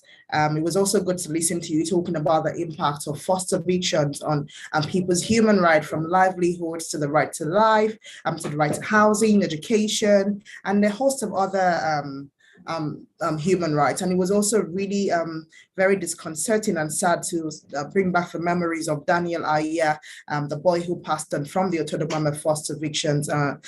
Very sad indeed. I remember meeting Daniel's mother with Deji Akipelu as well in 2019. It's very sad. The pain lingers in their hearts, and that shows how forced evictions also lead to loss of lives. Several people are still missing that Amnesty International also documented with JEI and things like that. So thank you so much, Megan. And it was also very good to see you sharing the human rights lens through which we can look at the issue of forced eviction. And for people participatory approaches, planning processes, I very much know how much strongly you work on that. I remember, I don't know, Megan, if you can tell us, there's a chant you do with the community members that shows participation and unity. Megan, can you hear me? Oh, yes, I can. Yes, I remember the chant. Yeah, can you tell us? We have a few. We say information, power, unity, our strength. And then when we're working with people from Otodobame, it's Otodobame. So there's different ways that we try to, put people at the center of everything that we do. Yeah, I remember the one of Agbajawo Lafinsoya thing as well, right? Yes. Yes. Yeah. Agbajawo Lafinsoya. Yes. Yeah. Thanks so much, Megan, and thanks for always providing your support to the communities. And I mean, remaining this year makes us 6 years since the Otodobame forced eviction, several efforts, and yet justice remains very elusive for communities. That's really sad. And the house numbering thing is another thing I see you really done so well that shows that put the human face to this forced eviction. So thank you so much, Megan, for sharing those experiences and the practicality. I'm sure we've taken a lot of members here saw that presentation as very insightful, and they've taken on methods and ways in which they can also ensure that the right to adequate housing is respected, protected, and fulfilled. Thanks, Megan. Thank you so much. Thank you, Cecilia. Yes. So thanks everyone for still staying on till this moment. It's been really good to have all the three speakers. They did fantastic work to their different topics, and I'm so grateful that the NIQS Foundation chose this highly timely topic.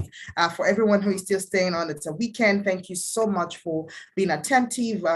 It's now time for Rose as well to participate in this highly interesting webinar. It's time for the questions and answers. The speakers have said a lot of things. I've picked on so many things, and I'm sure you all have picked on so many things as well. So it's time for you to give your comments, observations. If you have questions, this is the time to do that. I'm sure this webinar will also bring about collaborations amongst the different sectors that we have in the room today. So it's time for questions and answers.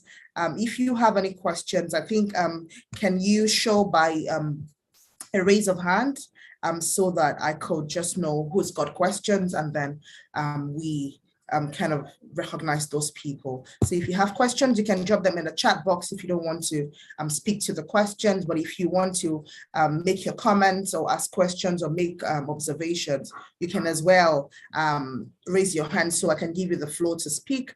But if you prefer to drop it in the chat box below, please you can drop it as well. And there's also the opportunity for you to speak or to raise your comments verbally if you prefer to do that, or your observations or questions. Please show by a raise of hands if you have any questions, observations, or comments.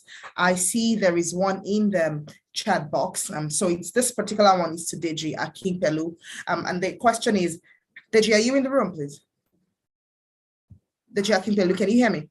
Yes, okay. I am. Okay, fantastic. Thanks, Deji. So someone is asking, how can cities learn from the successes and failures of historical urban development to create sustainable communities that balance economic growth, social equity, and environmental stewardships for future generations?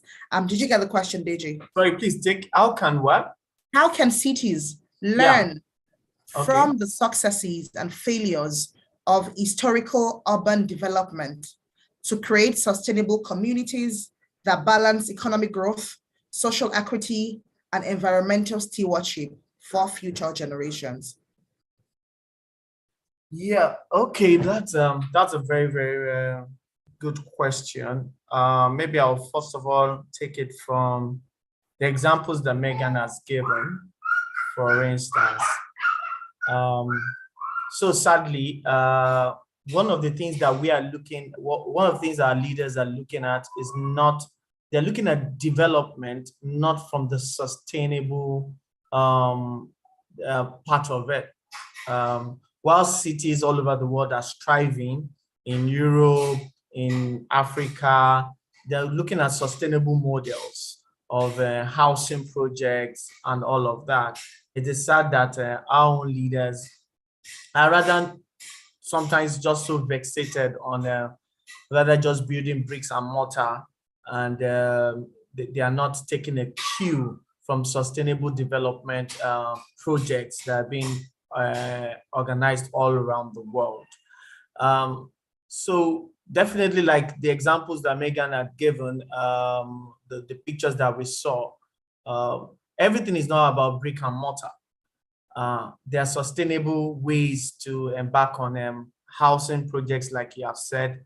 There are houses that you can, and this is also for the foundation to spend some more research and encourage government to look at sustainable approaches of building that other countries have adopted. And we just need to set ourselves free from that mindset of brick and mortar, shiny, glossy city, next Dubai concept, to a city that works, that works for humans and not for brick and mortars. Thank you. Thanks so much, Deji. Yes, thanks a lot for that. So I'm sure the person who asked the question has answers already. I'm really grateful, Deji, for explaining that. And now to Megan Chapman. In what ways can city planners and policy makers ensure that sustainable urban development initiatives prioritize human rights and promote inclusive and equitable communities for all residents, especially those historically marginalized and underrepresented? So Megan, someone is asking you that in what ways can city planners and policymakers ensure that sustainable urban development initiatives prioritize human rights and promote inclusive and equitable communities for all residents, especially those who have been historically marginalized and underrepresented? Megan, you have the floor. Thank you so much. It's a really interesting and unfortunately complex question. I think if we're talking about city planners who are working in the private sector, I think the first thing is to make sure of course, being educated in human rights is helpful because it's helpful to have a theoretical framing and understand what the law requires. But I think that oftentimes people who are working in urban planning, they're educated on building planning laws and, the requirements of spatial development. You have to have this much setback here and that kind of thing. But I think that it would be great if there were forums for human rights training for urban developers or urban planners in general, so that framework could come in. But I think the other piece of the reality is to have time and space to work with urban poor communities, spend time in the communities and see how communities are solving their own problems.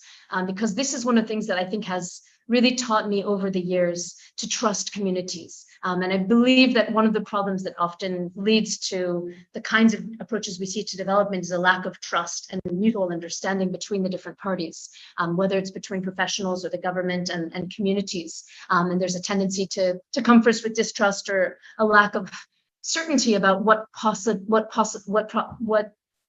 positive things could come out of those exchanges. And so I think if there were opportunities to go and spend some hours or some time in communities finding out, okay, how did you solve water problems? How have you addressed this? Because the reality is there are so many solutions that exist in communities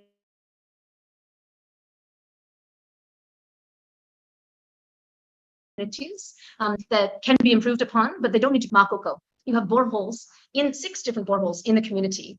They go right down to the bed of the Lagos Lagoon and go very deep. And the water that is pumped in those communities is actually taken by boat to other waterfront communities around the city. So they have, they basically gone farther than the Lagos Water Corporation in terms of delivering water to waterfront communities and island communities. That's just a concrete example of people-led solutions to problems. So I think once we're in communities, finding out how they've done things, then that can inform an entirely different approach to planning, where you first map out what's being done, what's working, and then when there are challenges, this is something I've learned to do over the years, is I have an idea of something that we want to do, and the first thing I do is I'll sit down with people from the community and I'll ask them what they think of the idea. And many times they'll poo-poo the idea, they'll throw it out, and you have to then work through a process with them of coming up with a better idea. And that, if you really believe in co-creation and co-development of solutions, I think that that ultimately leads to the best ideas, because it'll help you avoid pitfalls that you might fall into otherwise, and so on and so forth. The second piece of the question I wanted to address is, for urban planners who are working, or city planners who are working within the state governments or within the, the federal government, I think that all the same things I've said, should apply and should be taken up. But I also think that we really need the message to come from, up high in government, that we want to take different approaches forward, and we want to take the time to get things right. And I think that if that tone and that tenure can be set, I think that when it's matched with the different approaches that I've talked about that professionals can use to engage communities and co-develop solutions, I believe that we'll start getting the right kinds of sustainable development solutions that respect human rights. So thank you very much. Thanks a lot, Megan, for giving answers to that question. Thanks so much for doing justice to that. Yeah, before I take on the next question in the chat box, I was told Femi has got his hand up. Femi Balogo, please, you can have the floor. You can make your comment or your observations or questions. Femi Balogo, please, the floor is yours. Yeah, thank you. Can you hear me? Yes, we can hear you. Thanks. Yeah, sorry. Thank you so very much, Fisayo, and I want to congratulate the NIKS Foundation for this wonderful webinar.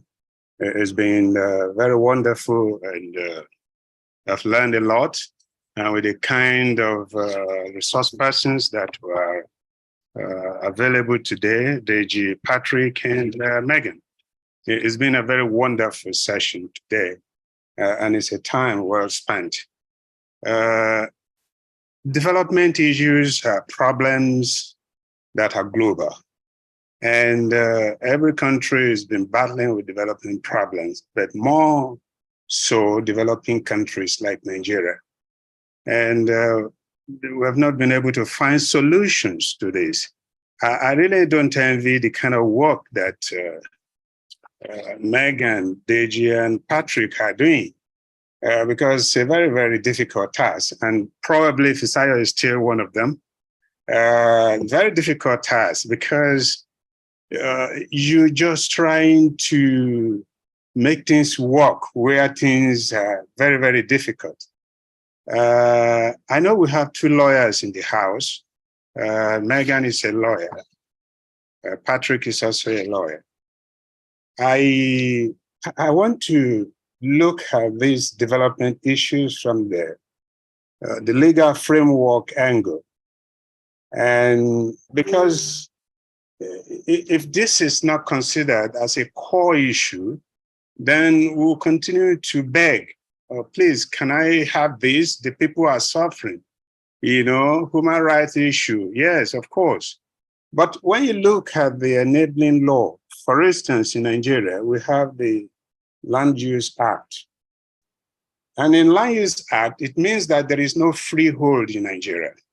You can only be leasehold, because all lands are vested in respective state governments.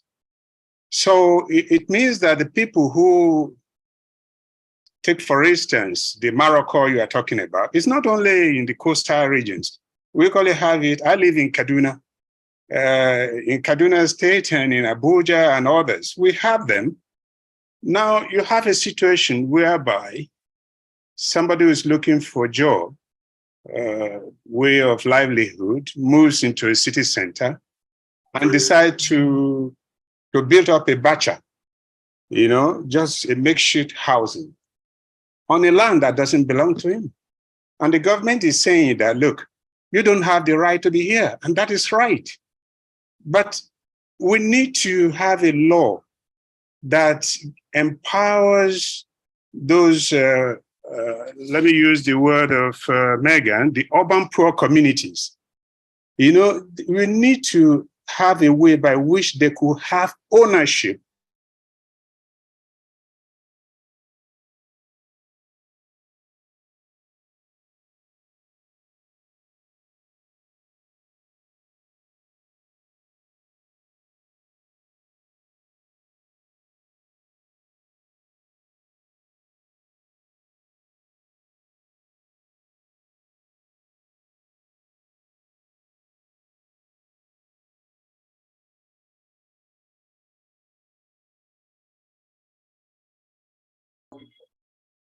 Mr. Femi, can you hear us?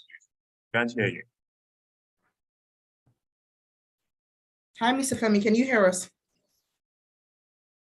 Probably there's a bit of network glitch on his side. I'm sure he will let us know when he's got the internet sorted. Yeah, so I see a question from Mr. John Likoko about having the presentation sent to everyone. Yes, I'm sure the guest speakers would share with the technical team, and everyone would get the presentation accordingly. Yes, so another question, please pardon me, I'm not very familiar with the name, so pardon me for mispronouncing your name. Eneya Mire Jamilatu Demide, he or she is asking, thank you for putting this together. I understand that development is a must, and a lot of times the rural areas are left with a short end of the stick. Is there an organization that deals with settlement for those affected? Quite a number of them do not know any other community besides the ones they grew up in. How does the government draw the line between pushing for development of rural areas and prioritizing the rights of the citizens who will be displaced by this development project? So the question Jamilatu is asking is, how can the government draw the line between pushing for development of rural areas and prioritizing the rights of the citizens who will be displaced by this development project? I don't know who wants to answer between Megan, DG, or Patrick, but that's a question from Jamilatu.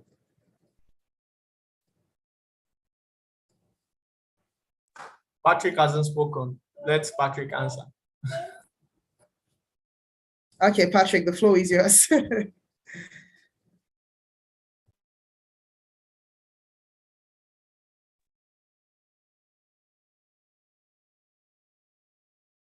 Patrick, can you hear us?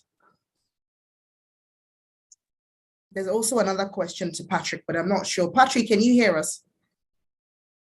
Maybe not. Did you, Megan, do you want to have a go? The question, I don't know which one of you would like to take it. Just asking how the government can draw the line between pushing for development of rural areas and prioritizing the rights of citizens who will be displaced by this development, just about development having a human face. I can, or I'm happy to have Deji take it up. Deji, do you want to take it, or shall I go? Okay, I can take it. I'm just, my son is just struggling with me here. That's why. If you want me to take it while you struggle with your son, I can. No, he's out. He's out, so okay. I can take it. So, so rural areas here. So I want to take it. We are talking about urban poor communities, basically. So, there's always a battle between development, and this question always comes up. Oh, the government needs to build a train station here, or hospital, or whatever. It's a social service, and the people have to move. You understand? So it's a very simple thing. If it's for public good, if it requires that, okay, this project has to be executed in this place without no other option, yes, you have to go on. Yeah, yes, but due process has to be followed. You understand? You have to follow the process of engaging with the people. People who need to be compensated, let them be compensated. If you look at some of the projects we have even seen in the city center, or some places that were swampy areas, or something like Magodo, for instance, you know, it was acquired for public good to build hospital, and it turned out to be something else, you know. The problem herein is commerce. You understand? The overriding thinking that housing is the best form of investment. Land historically has always been a thing of contention and a thing of power. You understand? Even when you watch historical films and all of that, land, even in Africa, land has always been a contention. But we just need a radical departure from seeing these things as just for economic value, but as a human right and something that is for social good.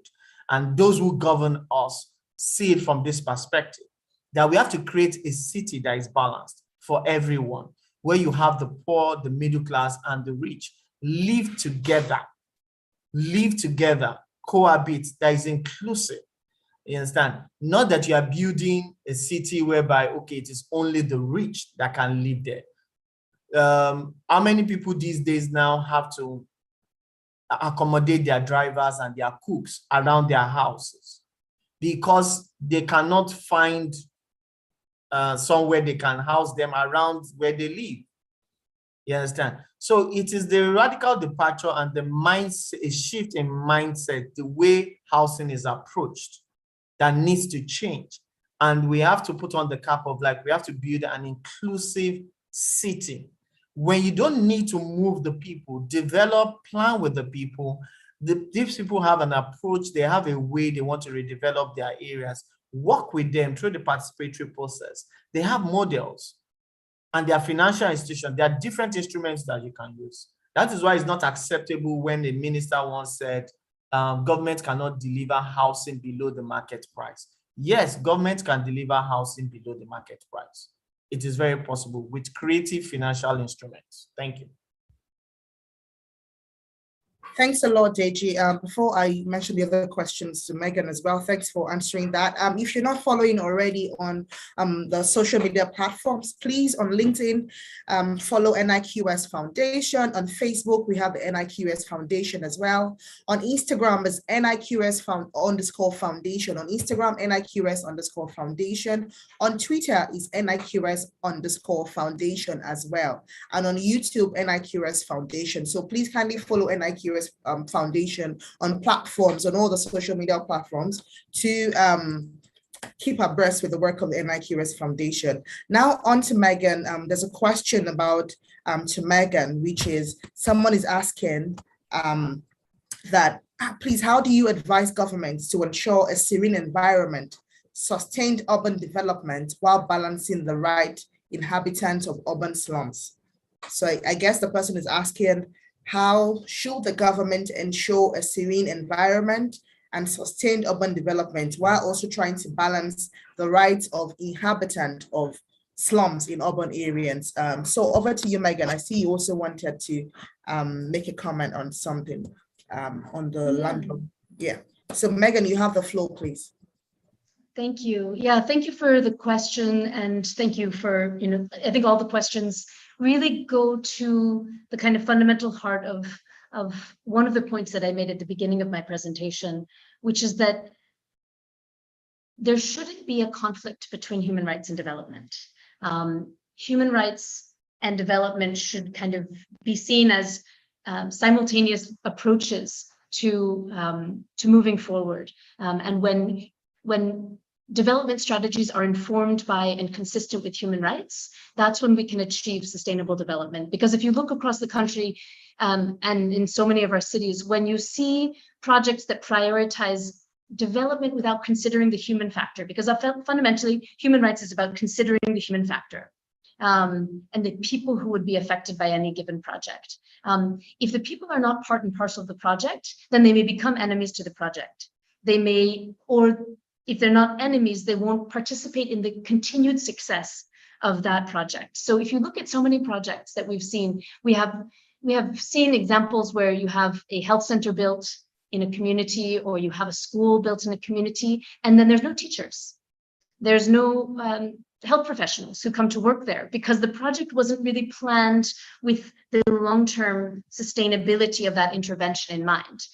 In fact, it's situated in a community, but the community is sitting there waiting for who's going to bring the professionals to work here, who's going to bring the teachers, who's going to bring the desks. And there's a beautiful building, money has been spent, it looks nice for a few years. And then of course what happens, maintenance problems start to arise because nobody has an investment in that because it's not actually meeting any needs of that community that's surrounding the host community for that particular project. So it's, I think that if we look at just a small scale project like that, you have to recognize that these projects will be more successful when they're planned with the community. The community is made part and parcel of the continued maintenance and success of that project, so that there's some kind of partnership between the community on who's going to be responsible for staffing this facility, who are going to be the teachers, who's going to be responsible for maintenance of it, and those kinds of things, if they're taken up from the very beginning, can lead to success.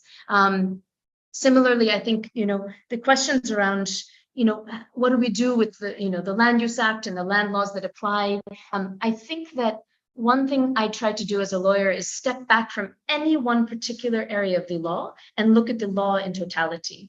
And we have, constitutional protections, Chapter 4 of the Constitution. We have the international human rights instruments that have been ratified by the Nigerian government, including the African Charter on Human and People's Rights. We have, different texts, including the Land Use Act that relate to land occupation and, the specific rights and protections. And then we have general principles that guide, for example, the principle that the powers given to the government are limited and the government only has the powers that are given to it in the law. And when we look at all those things side by side, I think it allows us to approach questions with a more pragmatic approach, as well as an approach that is more respectful of human rights. And what I mean by that is, for example, if you just say these people are illegal occupiers of a particular land, it discounts the fact that they're human beings who have done their best in the urban context to find affordable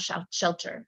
And they may be using a land that nobody else is using, irrespective of the question of ownership. They're using a land that nobody else is putting to active use. And they're finding a solution to the fact that there has been no affordable housing provided for in that particular area. And the other reality is that most people who might be called illegal occupants are not really illegal occupants. They came into the places where they are through somebody, because in any particular part of many Nigerian cities, there may be multiple claims of ownership. There may be multiple people who stake a claim. And so people will find a way. They don't just come in and set up. They find a way, they meet someone says, this is the place you can stay. There's money exchanging hands, and people may be holding themselves out as the agents of the landowners or otherwise. So there's a whole diverse reality that has to be considered. But when we step back and we use the human rights approach, we can also find more realistic solutions. And this is, I think, the last part I wanted to pick from the question that was asked about how do we create a serene environment. I think that a serene environment is created when we don't see ourselves, people who are living side by side, as us and them.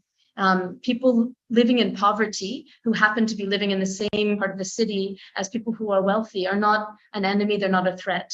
They're actually there to serve, an economic purpose within the broader economy of that environment. And we need to find solutions that enable everyone to live side by side, and those kind of people-planned solutions. So what I would love to see, just as a practical matter, is city planning that's done at a very local level that brings together people from different walks of life and brings them together to talk about all the challenges that they want to fix from different perspectives. So the person who's selling Swallow on the side of the road will have one particular challenge, and the person who's driving in a car will have a different challenge. And if they sit down together, then together with a well-facilitated conversation, you can start developing solutions that work for everyone and are consistent with human rights. Thank you. Thanks a lot, Megan. Thanks to Deji and Patrick as well for the very lovely lectures. I think the last question I have here has to do with who benefits from displacement of people on the waterfront. And if the waterfront are secured, will it be affordable for former residents? So any of the speakers can take on that question. I remember the Ilubirin forced evictions in Lagos as well. You see, after the forced evictions of the waterfront community, luxury houses started springing up in those locations. So most times, government interest, the private sector, developers and real estate people wanting to grab those spaces from the urban poor, which is pretty sad. So the question is, who benefits? And then the question is, if the waterfront are secured, will it be affordable for former residents? Megan or Deji or Patrick can take that question. Let me attend to that, and then attend to the question that was asked earlier directly to in respect to my presentation. And who benefits? Benefits is always shifting. It's always shifting. It depends on who at the particular moment wants to take the maximum benefit. That should be the conversation. Who is taking the maximum benefit? And in most cases, it's business interest. Business interest, those who are financing the project would have, they would have seen a prime area that would be very marketable, like the waterfront, and then get through government or some state actors who can influence the decision to make that land available to us. So in most cases, there's always this concern of follow the money. If you follow the money, you will know exactly where the interest is springing from. So businesses, and in some cases, there's also a requirement to have a mega smart city. They are leading to gentrification, and gentrification in some cases is not just for the business interest. And sometimes it's just to meet interest or meet requirements of having a green city. And this is something the Special Rapporteur on Housing canvassed in his report, that areas, housing settlements should not be taken up arbitrarily just to create green areas. So sometimes government wanting to get green areas will demolish people and just have green areas or some plantation. Yes, there's need for just transition, just housing, less greenhouse emission, but it's something that should be considered carefully, particularly when it comes to interest. And we have known, just like has been remarked in the question, most times when these areas come up, those who eventually benefit are not the persons who settled there. Even whether they come up in terms of housing estate, the original settlers don't get the opportunity to afford those housing, whether they come up in place in the terms of green spaces. Those who lived there before, that is not their pressing need at the moment, so it's almost useless to them. So it's a shifting topic, it's a shifting interest. It's not static in one place. It depends on every fact, every circumstance, and every situation. Then to answer the question that was asked specifically about how can urban planners effectively engage with diverse stakeholders group, I think it boils down to a point that I made earlier about your stakeholder mapping. When you effectively identify those who are your stakeholders, you engage with them, then that moves to the second point. Early engagement is very important, particularly when you have to deal with the residents and businesses and NGOs. When you get them into the room early enough, and then they share your idea, they understand the project, and they can better partner with it. For instance, if we start a project without effectively engaging the residents, already, if they see your footprint on that particular area, messaging will start going out that you have no control of. And that takes us to the next point, the issue of accurate messaging.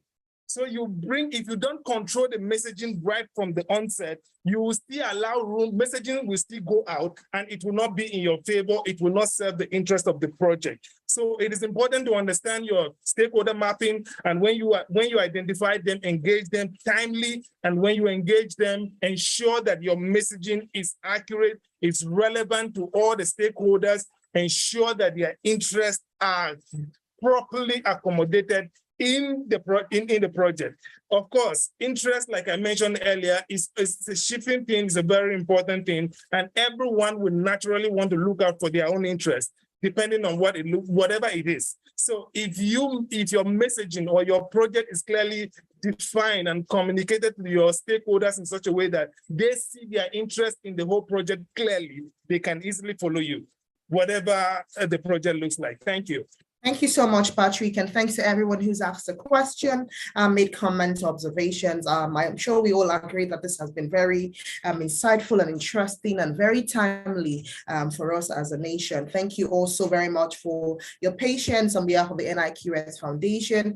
I'm saying thank you for waiting through till the end. Thanks so much for being patient, for listening to our speakers as well. Thank you for that wonderful work you have done on your different topics. So now it's time for the closing remarks, and I'll really like to hand on the floor to QS Dr. Celestina N, aka FNIQS MNI, who is the Director General of the NIQS Foundation. It's a pleasure to welcome you. Ma'am, the floor is yours. Thank you so much, Fisayo. I will join you in expressing my deepest appreciation to everyone that participated in this thought-provoking and insightful webinar on empowering communities for sustainable and just future. It was an honor to host this event and have opportunity to listen to such diverse perspectives from our esteemed panelists. As we have all seen today, building sustainable cities and communities is not only a matter of environmental protection and economic growth, but also a matter of human rights. By examining the human rights implications of our actions, we can create more inclusive, equitable, and resilient society that leave no one behind. I would like to express my appreciation to the distinguished speakers, Deji Akinpelu, Patrick Allen, and Megan Chapman. You guys did justice to the topic, and in fact, we didn't even want this to end. Thank you so much for your excellent presentation, thought-provoking discussion, and valuable contribution to our webinar. And the moderator, Fisayo, as always, we owe you so much. Thank you for always being there for us. Thank you. Each time we call you are there, we appreciate you all the time. For you kept the time lively and under control. It was so reasonable that we're repeating the time that we are slotted for each and every one of us. I believe the webinar has been very effective in meeting its purpose, which is to explore the interaction of sustainable development, human rights, and urban planning, with a focus on how sustainable urban development can advance human rights, particularly in areas such as housing, access to resources, and the protection of vulnerable population. In addition, this session of highlighted strategies for achieving a balance between sustainability and human rights in urban development. At NIQS Foundation, we are committed to achieving and promoting sustainable development goals and protecting human rights. We believe that by working together, we can build a better future for our communities and to our planet. Let us all continue to collaborate and share ideas. Megan, I'm throwing out this to you. Deji and Patrick will be coming back to you one more time for collaborations to take this beyond just this webinar. So how we can empower communities to create a sustainable and just future for all. Before ending my remark, I would like to convey special thanks to Mr. President of NIQS, QS Shoni B. Michael, FNIQS, the Chairman of NIQS Foundation, QS Joseph Ajelekoko, FNIQS, PPNIQS, and my distinguished board members on this call. Thank you so much for staying with us. I appreciate you. I noticed a lot of you always stay when we have this. Quantity surveyors in the Development Foundation space, community leaders, youth groups, learners, researchers, and associations, non-profit organizations, and ministries and departments and agencies. We appreciate you all that tuned in. Thank you very much. And beyond the time allocated, we were within. Thank you. And finally, my deepest thanks to my foundation secretariat. They've been awesome. They've seen this through and made it happen. Thank you very much for this sweet webinar and the time we used. Thank you once again for your participation and commitment to making a positive difference in the world. Thank you. Thank you. Isaiah, over to you. Thank you. Thank you so much. That's the DG of the NIQS Foundation, QS Dr. Celestina N.Ike. Thank you so much, ma'am, for that wonderful closing remark. Once again, thank you all so very much for being here. Don't forget to follow the NIQS Foundation on all social media platforms.